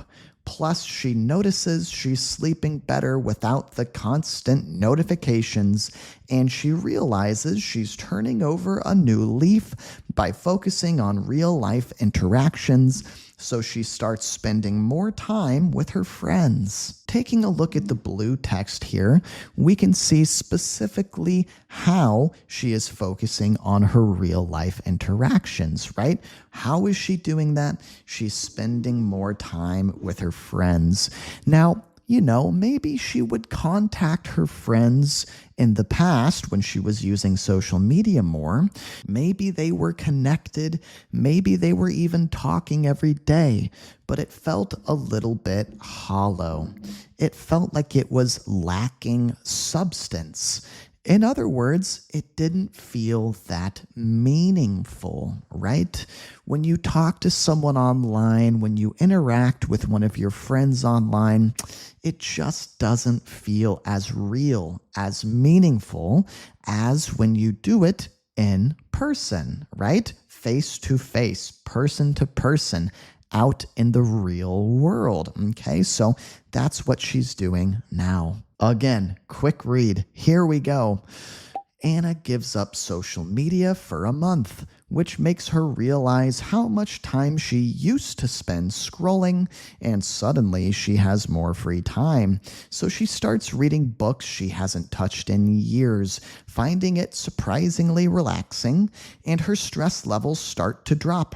Plus, she notices she's sleeping better without the constant notifications, and she realizes she's turning over a new leaf by focusing on real-life interactions, so she starts spending more time with her friends. Whew. Okay, guys, level 10. We've made it to the final boss of this video. Yeah, we've made it to the big bad guy, right? This is the toughest level, of course, and you know what? I'd be willing to bet that for a lot of you, this might be the longest sentence that you've ever spoken in your entire life, right? If I'm correct, and this is the longest sentence you've ever spoken in your life, leave me a comment down in the comments section saying new record. New record. And if that's the case, if that's true, then congratulations. That is a huge accomplishment on your English speaking journey. Okay, let's do a slow read. Here we go. Don't give up now, guys. We're so close to victory. Anna gives up social media for a month, which makes her realize how much time she used to spend scrolling. And suddenly, she has more free time. So she starts reading books she hasn't touched in years, finding it surprisingly relaxing, and her stress levels start to drop. Plus, she notices she's sleeping better without the constant notifications. And she realizes she's turning over a new leaf by focusing on real life interactions. So she starts spending more time with her friends who comment on how much more present and engaged she seems. What does it mean to be present? If you are present, then that basically means you are living in the present. You are not distracted by remembering things that happened in the past or imagining things that could happen in the future, right? You're not thinking about the past. You are not thinking about the future. Your brain and your attention is right here in the present moment. So her friends are commenting on this. In other words, they are mentioning it to her. They are bringing it up. Yeah, they are bringing it up. They are making a point to talk about it with her, right? They're saying, hey, Anna, I'm noticing something about you. It seems like you've really changed. You are so much more present now than you used to be. You are so much more engaged. In other words, you are not distracted. You are focused than you used to be, right? You're doing a really good job. This seems like a healthy change for you. All right, guys, if you are ready to defeat this final boss, then let's say this super sentence one last time at a quick speed. Are you ready? Anna gives up social media for a month, which makes her realize how much time she used to spend scrolling, and suddenly she has more free time. So she starts reading books she hasn't touched in years, finding it surprisingly relaxing, and her stress levels start to drop.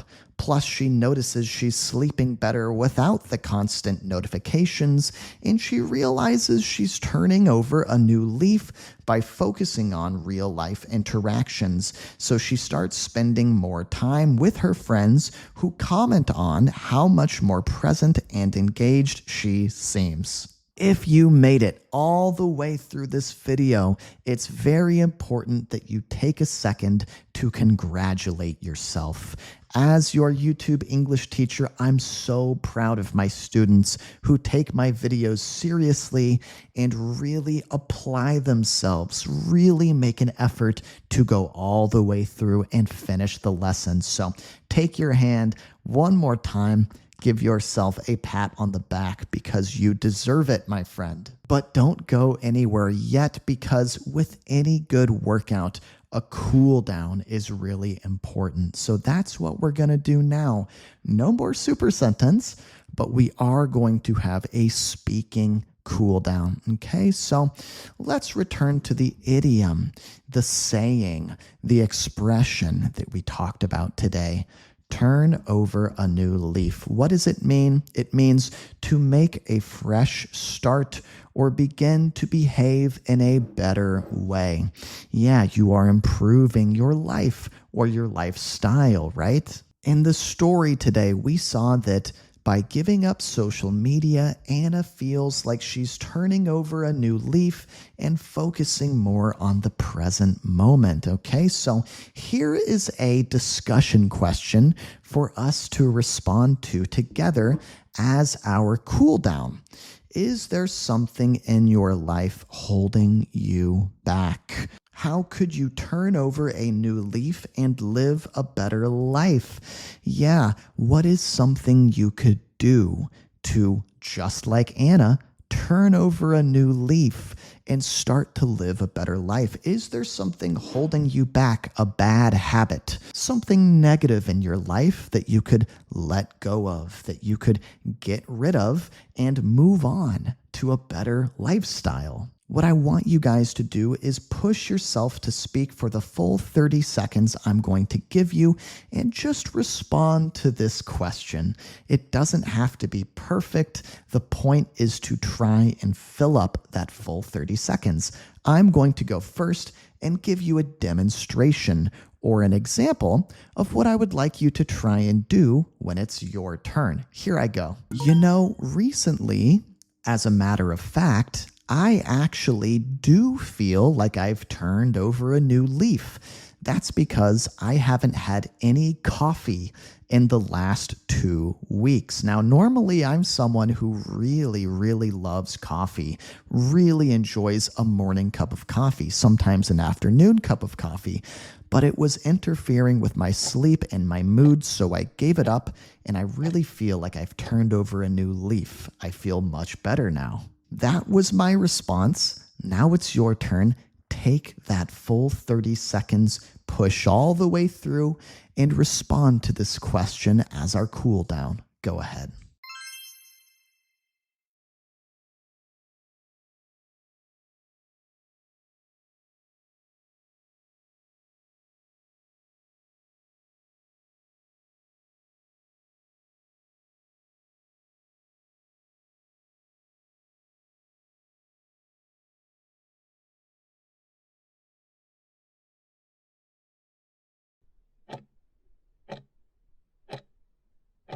Okay, guys, here we are at level 1. We are going to begin with a slow read of this easy sentence.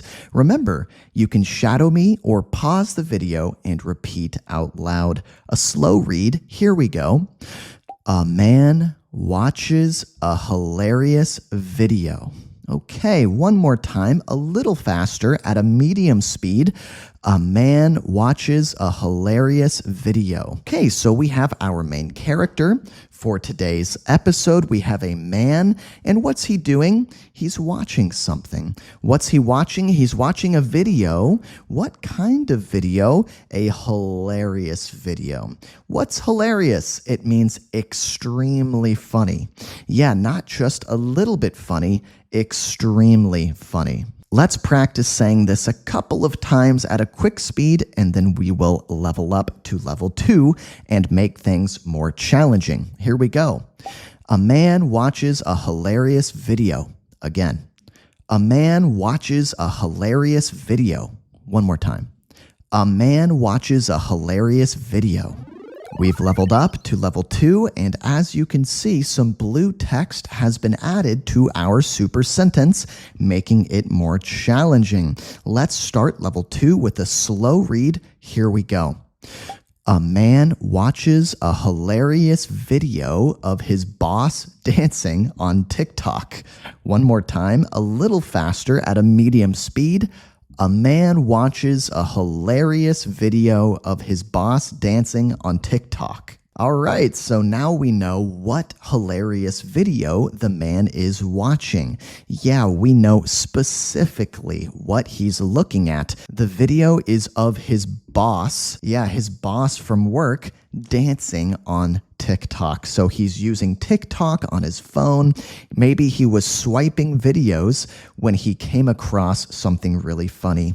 A video of his boss, who he knows personally, doing a TikTok dance. I have a feeling today's episode is going to be a good one. I want to know what happens next in the story, so let's read it one more time at a quick speed. Here we go. A man watches a hilarious video of his boss dancing on TikTok. Here we are at level 3. We're moving right along, guys. And as you can see, once again, we've added some blue text to our super sentence, stretching it even longer. Let's start with a slow read of level 3. A man watches a hilarious video of his boss dancing on TikTok and tries to hold back his laughter. Okay, one more time at a medium speed. A man watches a hilarious video of his boss dancing on TikTok and tries to hold back his laughter. What does it mean if you try to hold back your laughter? It means you are trying to contain your laughter, but it's pretty difficult. You are really fighting the urge to laugh. You are fighting the urge to laugh, right? It means you are trying really hard not to laugh, and if you're not careful, you might accidentally burst out laughing. Burst out laughing. Of course, if you were in this guy's situation, you would feel the same way. Just imagine if you were on TikTok and suddenly you stumbled upon a video of your boss doing an embarrassing dance. Obviously, that would be hilarious and you might burst out laughing too. Let's read it one more time, quick speed, then we'll level up again. Ready? A man watches a hilarious video of his boss dancing on TikTok and tries to hold back his laughter. Level 4, slow read, here we go.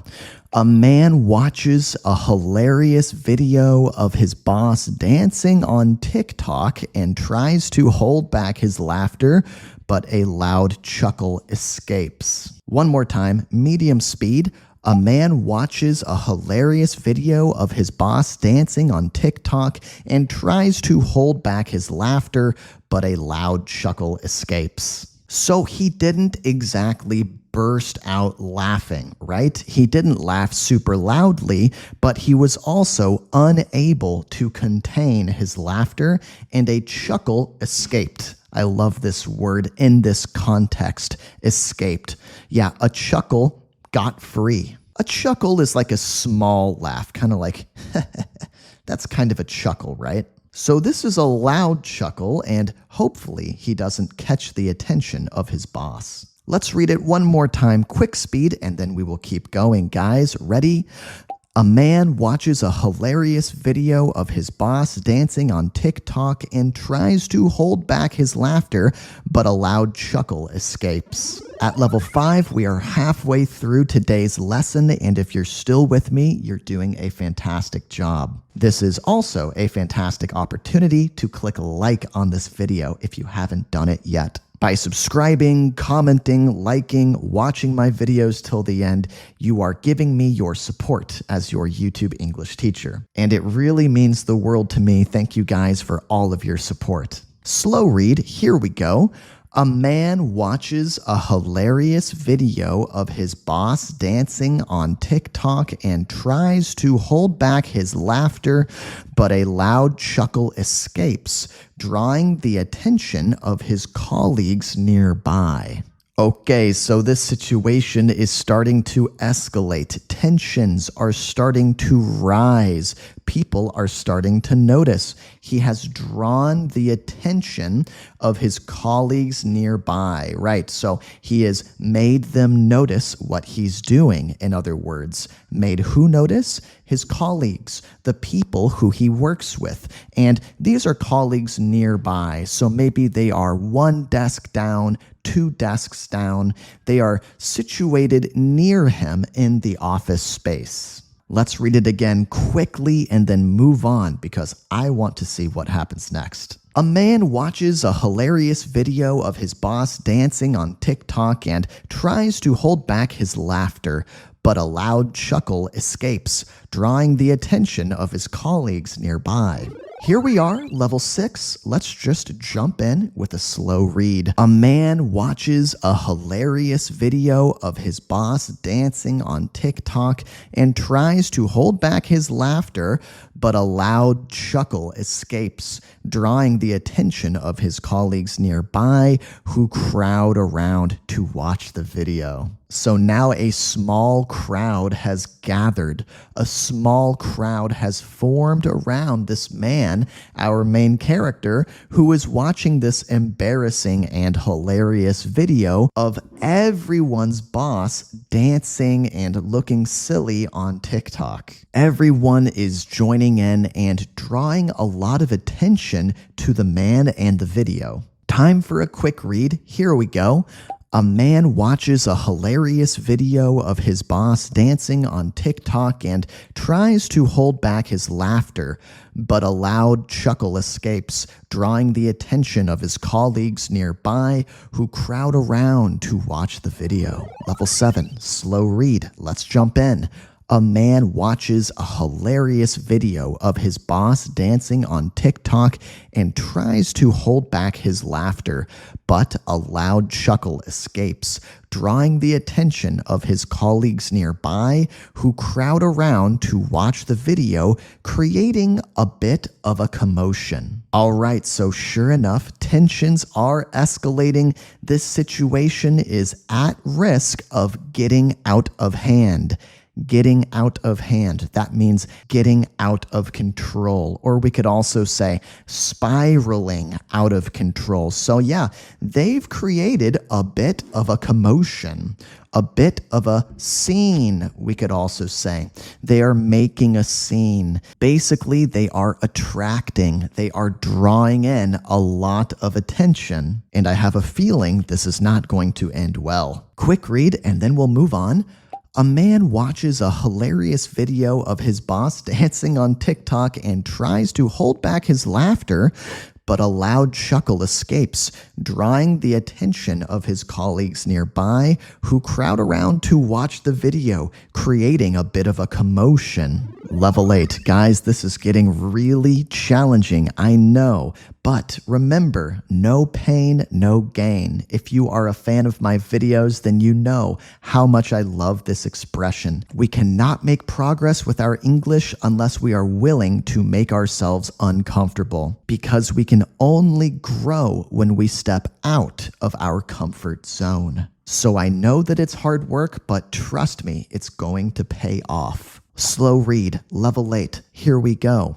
A man watches a hilarious video of his boss dancing on TikTok and tries to hold back his laughter, but a loud chuckle escapes, drawing the attention of his colleagues nearby who crowd around to watch the video, creating a bit of a commotion just as the boss walks by with a bemused expression. I knew this situation was going to get out of hand, was going to spiral out of control, and sure enough, the boss walks by.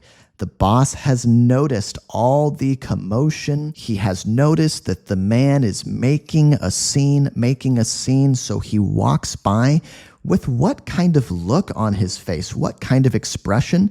A bemused expression. What does that mean? Bemused means a little confused and a little amused. You can think of it as a combination of befuddled, which means confused, and amused, which means you are slightly entertained by something. You think it's fun or funny. So the boss is curious about what's going on, and initially, at first, he has a pretty good attitude about the situation. He doesn't storm in with a big scowl on his face, with a nasty look on his face. No, he's bemused. He's slightly confused, slightly amused, right? Quick read, then we'll level up to level 9. We're getting close to the end, guys. Here we go.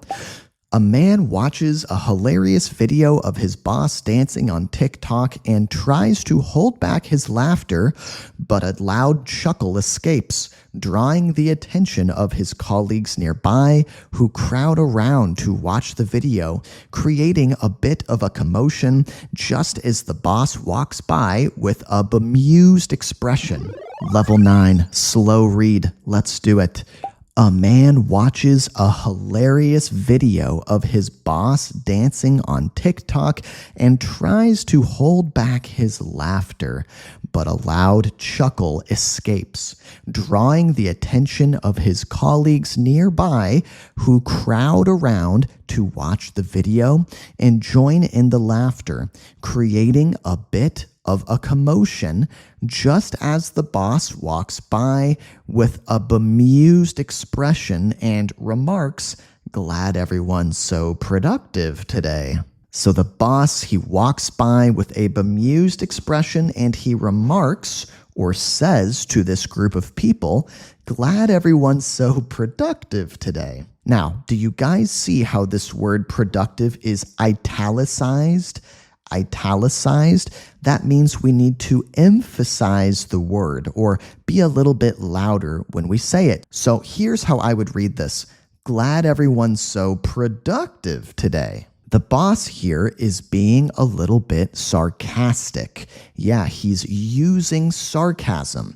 In other words, he means the opposite of what he says. Are they really being productive? Are they really working hard and getting lots of stuff done, lots of stuff accomplished? No, they're slacking off, crowding around this man watching videos on TikTok. So from the boss's perspective, this is kind of a friendly-ish way of saying, "Hey guys, I know you're having fun, but maybe it's time to get back to work." Let's read it one more time at a quick speed and then level up to level 10, our final level for today's super sentence. Here we go. A man watches a hilarious video of his boss dancing on TikTok and tries to hold back his laughter, but a loud chuckle escapes, drawing the attention of his colleagues nearby who crowd around to watch the video and join in the laughter, creating a bit of a commotion just as the boss walks by with a bemused expression and remarks, "Glad everyone's so productive today." I want you guys to pay attention to how quickly I say this portion of the sentence, creating a bit of a bit of a bit of a. This is one of the reasons why spoken English is so tough, because if you try to say each one of these words individually, you might stumble over yourself or say it incorrectly. Sometimes native speakers are lazy when we speak, and words tend to run together, blur together. So we wouldn't say creating a bit of a commotion. That would sound too robotic. We would say creating a bit of a commotion, a bit of a commotion. I wouldn't say with a bemused expression. I would say with a bemused expression, with a. You can combine these two words with a bemused expression. Level 10, baby, we made it. Now, guys, I know this is going to be tough. It's going to be challenging, but come on, push. We are so close to finishing this lesson. Slow read, here we go.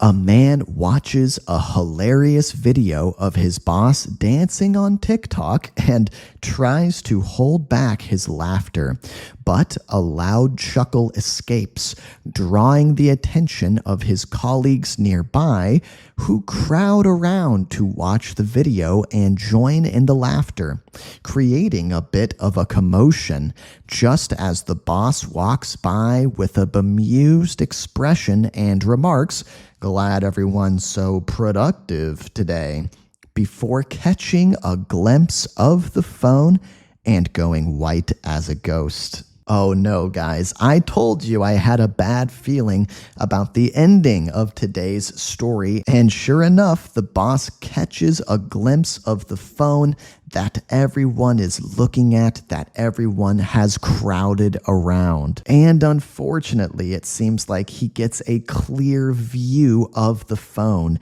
He takes a direct look at the phone because shortly after, he goes white as a ghost. His face loses all of its color. He looks horrified. Obviously, he has realized that everyone, unfortunately, has discovered his TikTok dancing video. That would be pretty embarrassing, I gotta say. In fact, I might even use a word stronger than embarrassing. If this was me in the boss's place, in the boss's position, in the boss's shoes, I would be mortified. That's a great word to know. Mortified, mortified. It means so embarrassed that you want to die. Okay, guys, one more quick read of today's super sentence, and then we will have a cool down exercise. Are you ready? A man watches a hilarious video of his boss dancing on TikTok and tries to hold back his laughter, but a loud chuckle escapes, drawing the attention of his colleagues nearby, who crowd around to watch the video and join in the laughter, creating a bit of a commotion just as the boss walks by with a bemused expression and remarks, "Glad everyone's so productive today," before catching a glimpse of the phone and going white as a ghost. Whew. If you made it all the way through this super sentence, take your hand and give yourself a pat on the back to congratulate yourself. And as your YouTube English teacher, I'm very, very proud of you. Great job, everybody. In the super sentence, we saw this expression, white as a ghost. This describes someone who looks extremely pale. Yeah, the color of their skin, is drained of blood. It's totally empty of blood, often due to fear or shock or illness. So basically, they look really unhealthy. And why they look unhealthy depends on the context. You could look white as a ghost because you are shocked or really surprised, or because you're scared, or even because you're very sick. When she saw the car speeding toward her, she turned white as a ghost and froze in place. After hearing the news about the surprise test, he looked white as a ghost and started frantically checking his notes. So in both of these examples, the person is afraid, right? And so they look white as a ghost due to fear. Or we could also say they look white as a ghost out of fear. Every good workout needs a cool down exercise, and speaking English is the same way. So I have a question I would like you guys to try and respond to. Try and talk out loud and discuss with me. Should employees be allowed to use their phones at work? Okay, so I'm going to take 30 seconds and give you guys a demonstration of how I would respond to this question. Then it will be your turn. Really try to speak for the full time given. Okay, keep pushing through that 30 seconds. Don't stop talking. In my opinion, yes, employees should be allowed to use their phones at work, even though they might occasionally get distracted and waste a little time or doom scroll on their phone for a bit. I still think this beats the alternative or the other option. What's the other option? You forbid people from using their phones and they get resentful. They get angry at the boss. I don't think that's good for anybody. Certainly not workplace morale. Okay, that was my response. Now it's your turn. Take that 30 seconds. Go for it.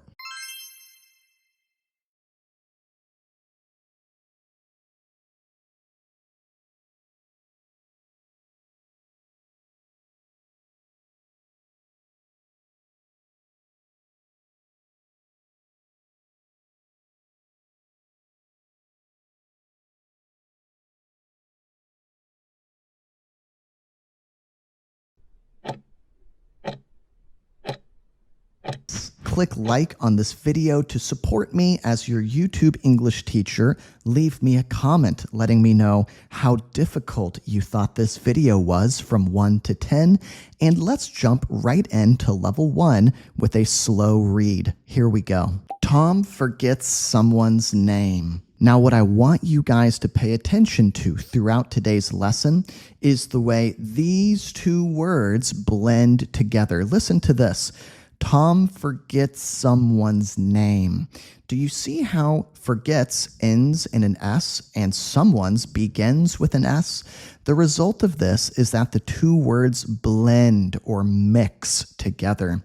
Tom forgets someone's name. Tom forgets someone's name. Something else I'd like to point out is the pronunciation of this word here. In American English, we often say forget, forget, forget. and it sounds like F-E-R, not F-O-R. Let's say this basic level 1 sentence a few more times to get comfortable, and then we will level up to level 2 and make things more challenging. Ready? Tom forgets someone's name. Again. Tom forgets someone's name. Again. Tom forgets someone's name. Awesome, we've leveled up, and as you can see, a few blue words have been added to our super sentence. Yeah, throughout this video, we are going to stretch this sentence longer and longer. Let's begin level 2 with a slow read. Here we go. Tom forgets someone's name at a party. Again, a little faster. Tom forgets someone's name at a party.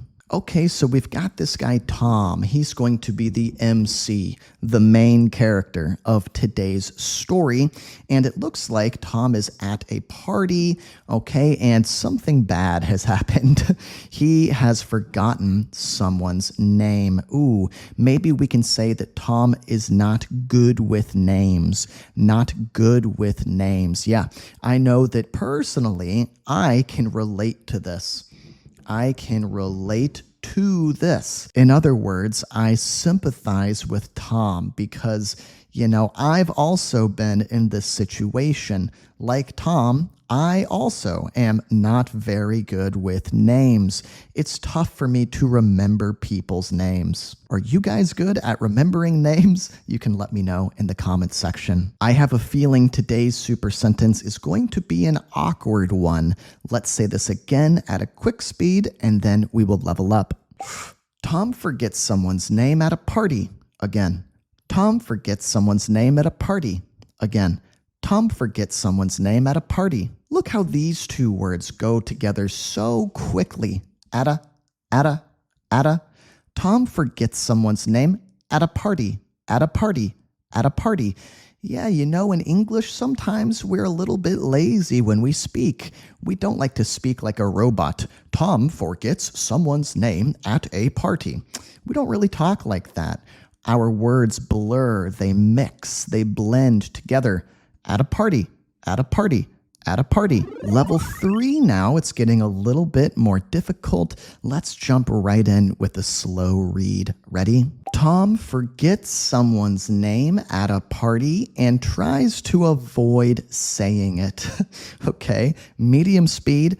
Tom forgets someone's name at a party and tries to avoid saying it. So obviously this guy Tom is feeling a little bit embarrassed about forgetting this person's name, right? So what is he doing? Is he going out of his way to try and figure out what this name is? No, he's just avoiding saying the name. Yeah, if you avoid doing something, then you try not to do it.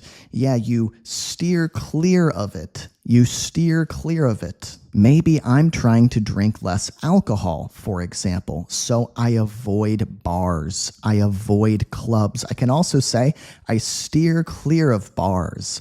I steer clear of clubs. That means I try not to go anywhere near them. Quick speed, and then we will level up again. Ready?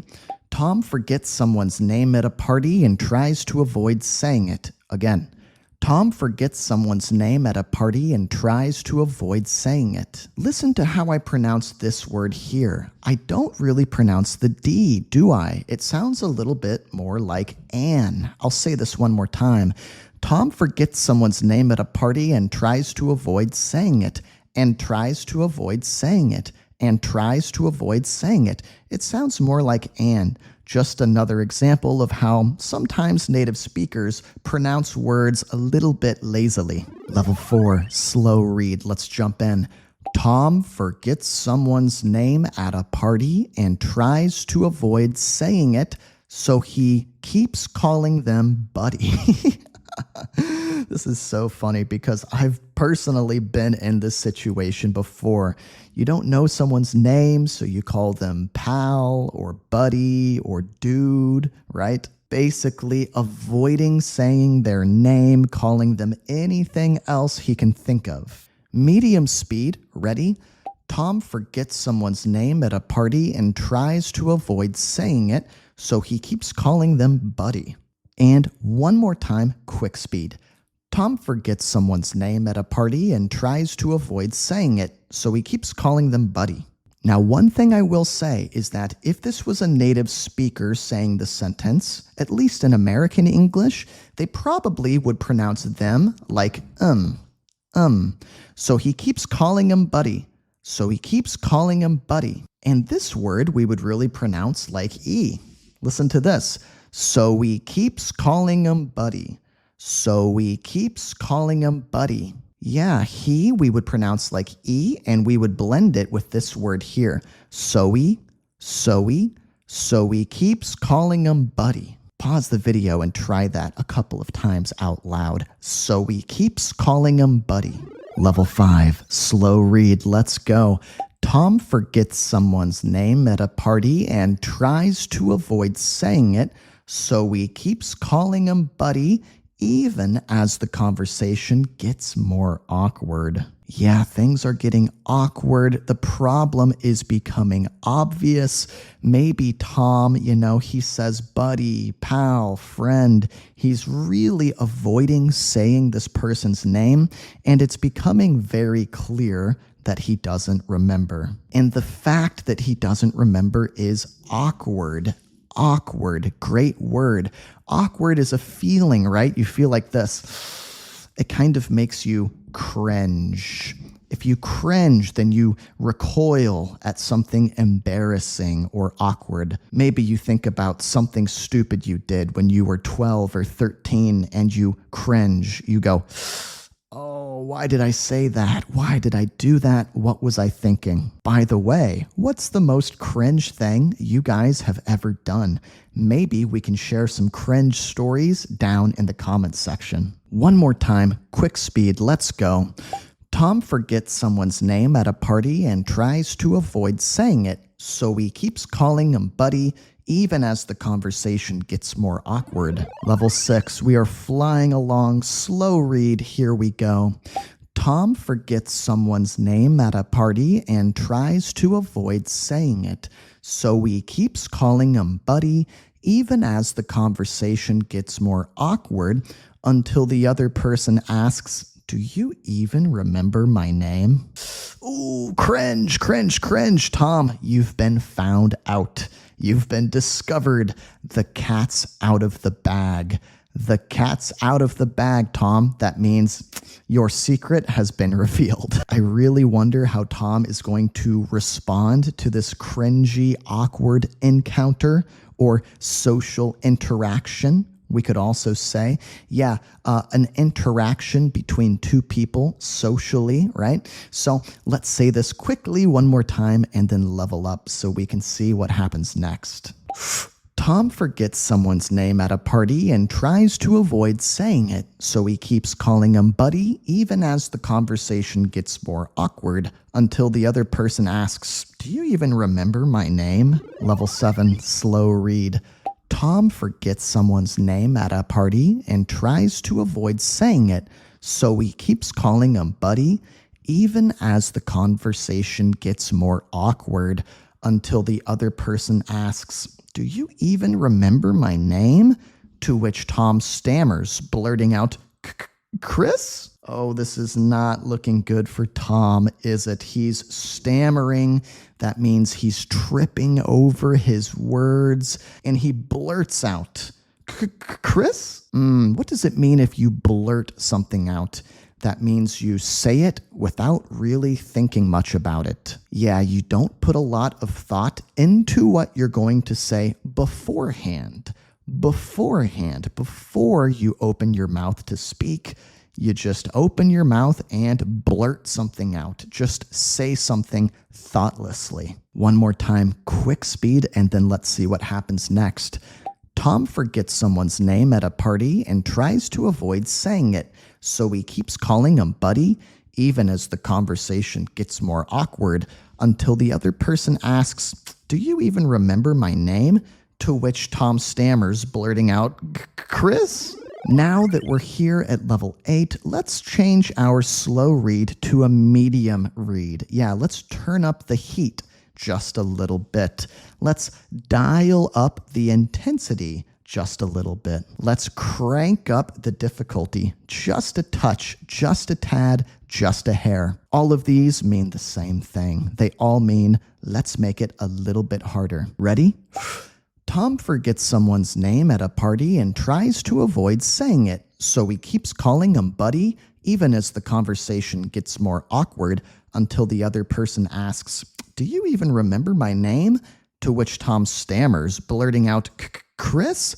And the other person laughs and says, "Close, but no cigar. It's Pat." Once again, guys, pay attention to how I'm pronouncing these two ands.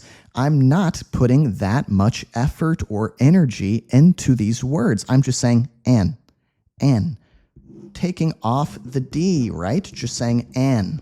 And the other person laughs and says, we've got a great expression here, close but no cigar. If you guys could use this correctly, it would be very impressive. What does it mean? It means you were close, but no, that's incorrect. You almost had it, but no. And to be honest with you, in this case, I think Pat is just being nice because is Chris really that close to Pat? No, these names are really different, right? So I think Pat is going easy on Tom. He's not giving him a hard time. He's helping him save face. In other words, trying to de-escalate the situation or make it less intense, make it less awkward, make it less uncomfortable for everyone. One more time, quick speed, then we level up. Tom forgets someone's name at a party and tries to avoid saying it, so he keeps calling him buddy, even as the conversation gets more awkward until the other person asks, "Do you even remember my name?" To which Tom stammers, blurting out, "Chris?" And the other person laughs and says, "Close, but no cigar. It's Pat." Level 9, guys. We're getting so close to the end of today's video. Keep pushing. Watch all the way through. We're almost done. And if you haven't clicked like on this video or left me a comment yet, now is a great opportunity to do so. Medium speed read. Let's go. Tom forgets someone's name at a party and tries to avoid saying it, so he keeps calling him buddy, even as the conversation gets more awkward, until the other person asks, "Do you even remember my name?" To which Tom stammers, blurting out, "Chris?" And the other person laughs and says, "Close, but no cigar. It's Pat," before sheepishly adding, "Wait, what's your name again?" Ooh, here's the big twist in today's video, in today's story. I love this so much.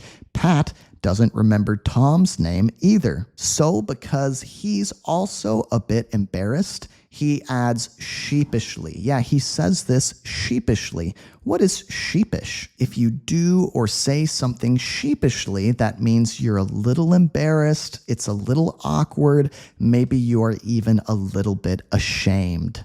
I remember when I was a little kid, I would go to my friend's house for dinner, and his mom was a great cook, and she would make really delicious food, and I would eat 1 plate of food, 2 plates of food, 3 plates of food, and then I would go and ask her sheepishly, "Can I have 4 plates of food?"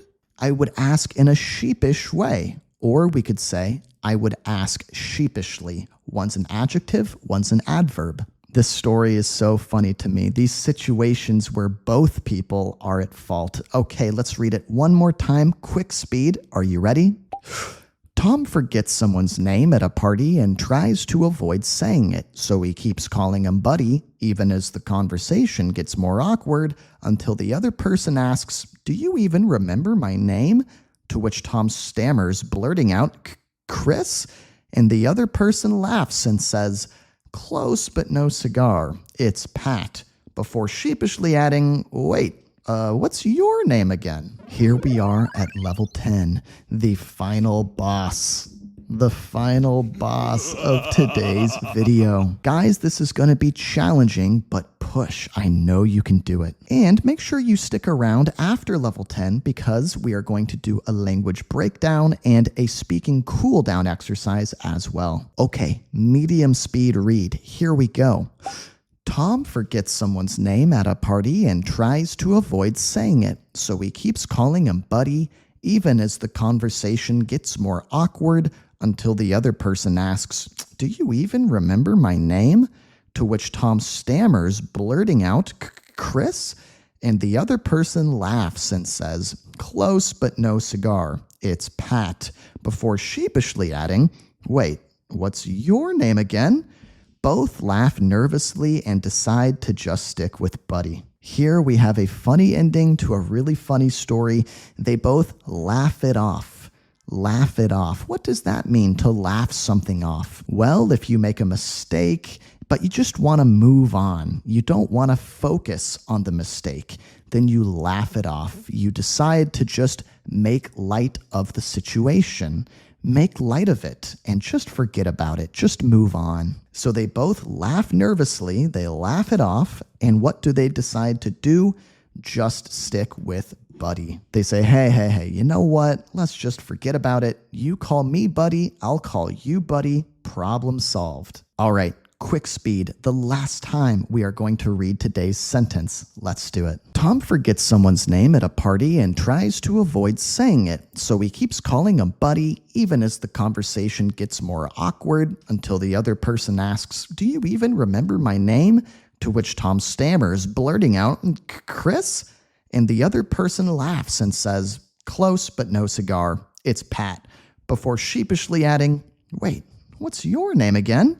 Both laugh nervously and decide to just stick with Buddy. Awesome job, my friends. If you made it through that entire super sentence, take your hand, give yourself a pat on the back because you are doing fantastic. Next, we have a language breakdown. Yeah, we're going to take a closer look very quickly at a couple of the more difficult expressions we saw in that story. Starting with close but no cigar. Once again, this means almost correct or successful, but not quite. Yeah, doesn't quite hit the mark, isn't quite accurate.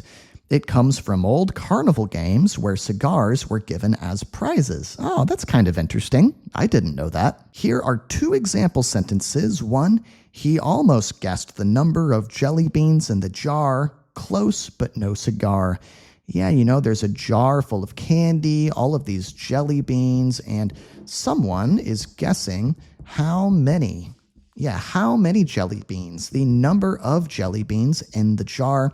Maybe they guess, 350, but there's actually 360. So close, but no cigar. The team nearly won the match, but missed the final goal. Close, but no cigar. Yeah, so they almost won the game, or the match, we can also say, but they missed the final goal. So they were close to winning, but close but no cigar. Remember blurt out? Blurt out, it means to say something suddenly without thinking, often in an awkward or emotional moment. So she blurted out the answer in class before the teacher finished the question. Yeah, I think we all had a person like this in our class when we were in school growing up. Yeah, the teacher's pet. In English, we call this kind of student the teacher's pet. It means they want to be the teacher's favorite student, and so they are desperate to answer all of the teacher's questions and impress them. I was so nervous I blurted out my secret without meaning to. What does it mean to stick with something? It means to continue doing or using something even if it's not perfect or you are unsure about it. So, for example, I decided to stick with my current job even though it's not ideal. It's not the perfect situation or the ideal situation, but this guy is gonna stick with his job, his current job. That means the job he has right now, right? He's gonna stick with it, That means, yeah, it's not his favorite job in the world, but he's gonna keep going with it. Let's stick with this restaurant. It has great reviews. Yeah, maybe one person wants to leave, leave. The other person wants to stay, and they say, let's stick with this restaurant. Let's not go somewhere else. After all, it has great reviews. In other words, people have a lot of positive things to say about it. And now for my personal favorite part of these videos, some speaking practice cool down. Yeah, you know, guys, these super sentence videos are a lot like a HIIT workout, a high intensity training workout for your English. And like every good workout, we need a cool down. So I have a question for you. Are you good with names? Yeah, do you have a good memory for people's names? What do you do if you've forgotten someone's name at a party? Do you have a special technique or trick? What I want you to do is try and speak for 1 full minute. I'm going to go first and give you a demonstration of what I'd like you to try and do. So first, listen to me and my response, then it will be your turn. Okay, so yeah, in my personal case, in my personal situation, you know, I could relate a lot to today's story because I'm terrible with names. It's really bad. It's really awkward. It's really embarrassing.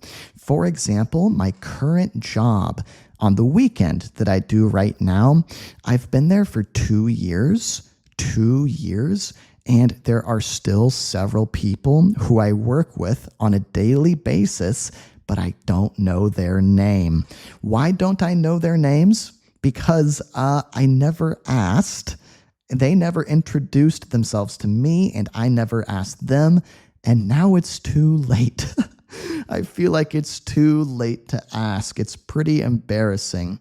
And if I were to ask them now, I just feel like that would be really cringe. They'd be like, you didn't know my name for 2 years? All right, that was my embarrassing response to this question. Now it's your turn.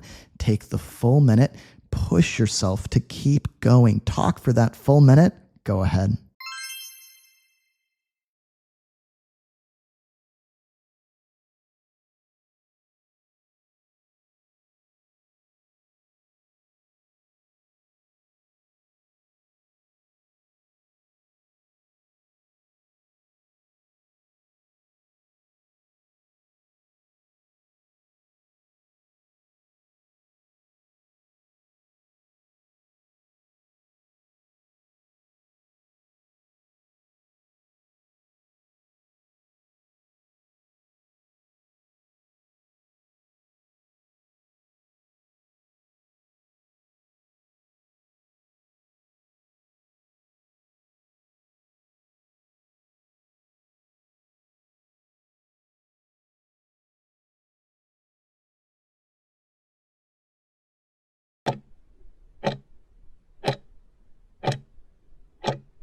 Okay, my friends, as always, like this video to support me and my work as your YouTube English teacher.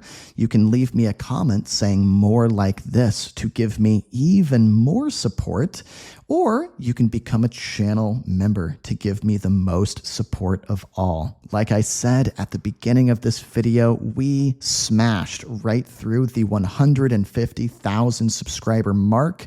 And as long as you guys keep supporting my content, I will keep making content for you. Level 1, slow read. Are you ready?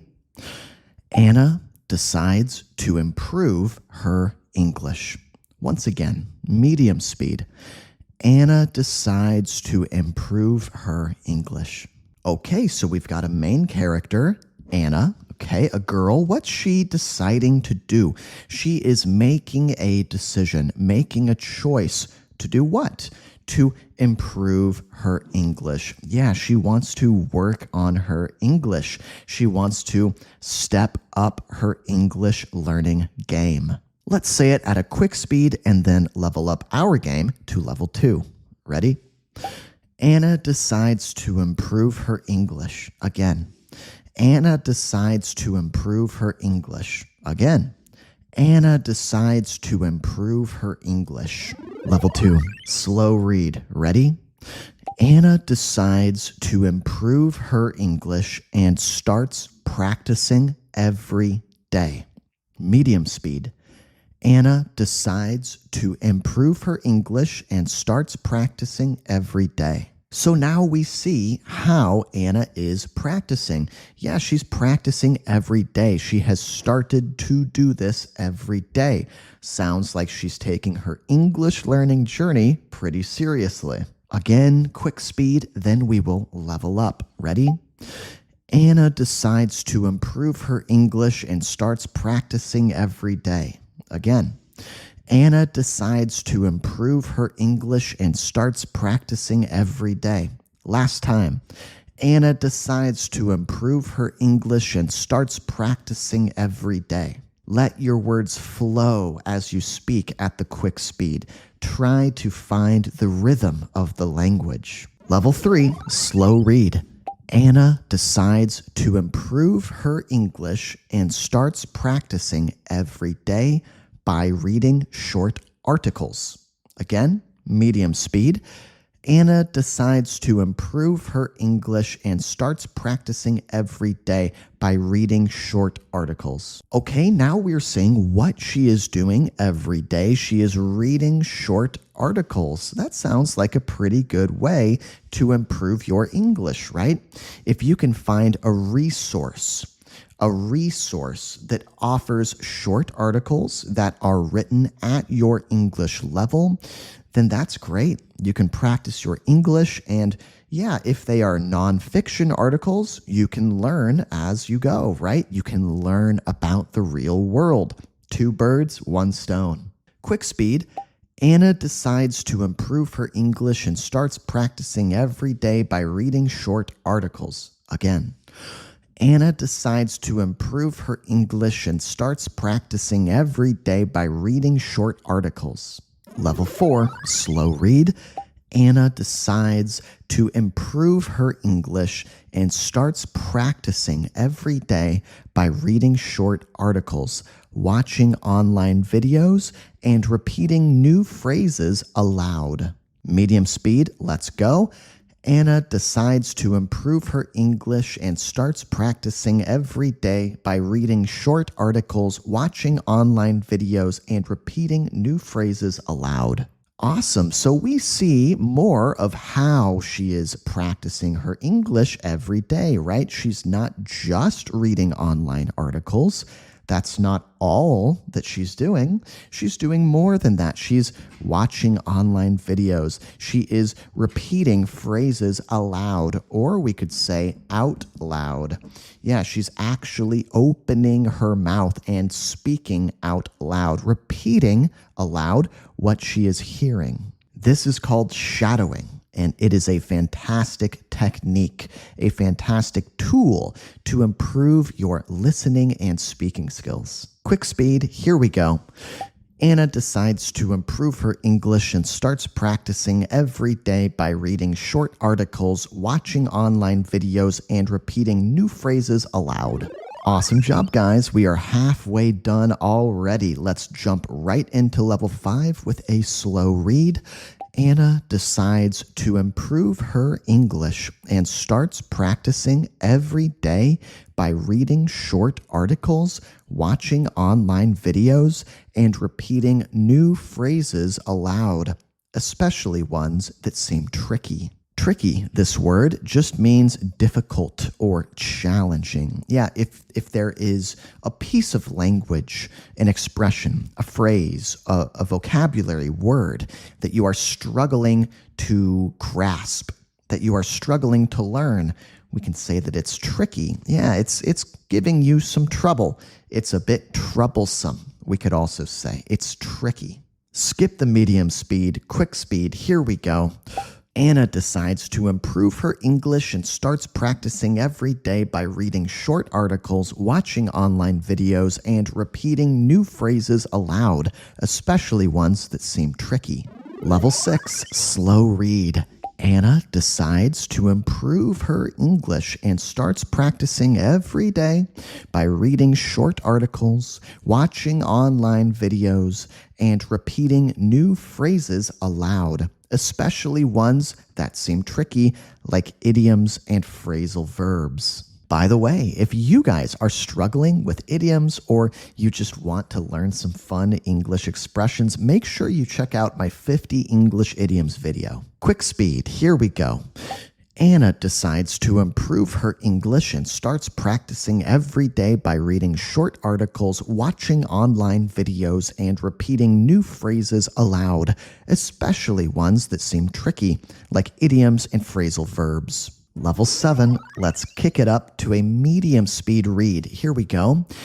Anna decides to improve her English and starts practicing every day by reading short articles, watching online videos, and repeating new phrases aloud, especially ones that seem tricky, like idioms and phrasal verbs, which she tries to use in conversations with her friends. This is awesome. Anna is incorporating what she is learning into real-life conversations with her friends. This is obviously one of the best ways to learn English. Take what you're learning and make it your own. Quick speed, here we go. Anna decides to improve her English and starts practicing every day by reading short articles, watching online videos, and repeating new phrases aloud, especially ones that seem tricky, like idioms and phrasal verbs, which she tries to use in conversations with her friends. Level 8, medium speed, let's jump in. Anna decides to improve her English and starts practicing every day by reading short articles, watching online videos, and repeating new phrases aloud, especially ones that seem tricky, like idioms and phrasal verbs, which she tries to use in conversations with her friends to feel more confident. Awesome. Yeah, she's doing this and she is building confidence. She is becoming more and more sure of herself, confident in herself. Obviously, if you see something in a textbook and you've never actually used it in a conversation, it's going to be a bit nerve-wracking when you finally do try and use it, right? So, what's the solution for this anxiety? You gotta put yourself out there and just do it. Just use it. Use it, use it, use it. Use what you learn as much as you can. Get comfortable with it, right? Quick speed, let's go. Anna decides to improve her English and starts practicing every day by reading short articles, watching online videos, and repeating new phrases aloud, especially ones that seem tricky, like idioms and phrasal verbs, which she tries to use in conversations with her friends to feel more confident. Almost done, guys. Push at a medium speed. Let's read level 9. Anna decides to improve her English and starts practicing every day by reading short articles, watching online videos, and repeating new phrases aloud, especially ones that seem tricky, like idioms and phrasal verbs, which she tries to use in conversations with her friends to feel more confident and natural. So not only is she feeling more confident, she is gaining confidence from doing this or by doing this, right? It also is making her feel more natural when she speaks English, more comfortable, more confident, more natural. These are all benefits of incorporating what you learn into real life conversations. Quick speed, let's go. Anna decides to improve her English and starts practicing every day by reading short articles, watching online videos, and repeating new phrases aloud, especially ones that seem tricky, like idioms and phrasal verbs, which she tries to use in conversations with her friends to feel more confident and natural. Amazing. And here we are, guys, at level 10, the final boss of this super sentence. Let's dive right in with a medium speed read. Let's go. Anna decides to improve her English and starts practicing every day by reading short articles, watching online videos, and repeating new phrases aloud, especially ones that seem tricky, like idioms and phrasal verbs, which she tries to use in conversations with her friends to feel more confident and natural, reminding herself that small steps lead to big success. Whew, is this the longest sentence you guys have ever spoken or what? This one is a real doozy. A real doozy. That means it's pretty difficult. Anna gives herself a really important reminder here. Small steps lead to big success. A journey of 1,000 miles is made up of single steps, right? So, this is important when you are learning English to not let yourself get too overwhelmed with it all, right? Keep your goals and your actions focused, small, bite sized. In English, we sometimes call this actionable goals. Actionable goals. Goals that you can actually, take action and complete. If you set a big goal and then you are not able to complete this big goal, that feels terrible, right?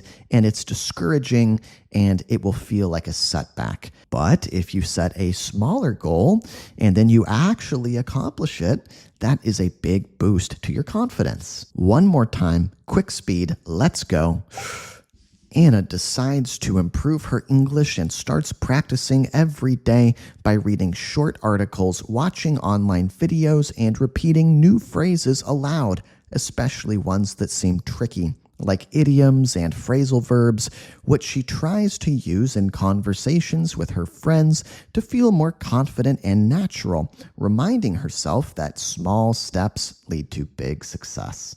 If you made it this far as your YouTube English teacher, I am super, super proud of you. Take your hand, give yourself a pat on the back. You are doing amazing. And you know what? If you are in the middle of a study session, you should keep going. Why not? I'm going to put another one of my videos up on the screen. Go click on it. I'll meet you there. We'll keep going together.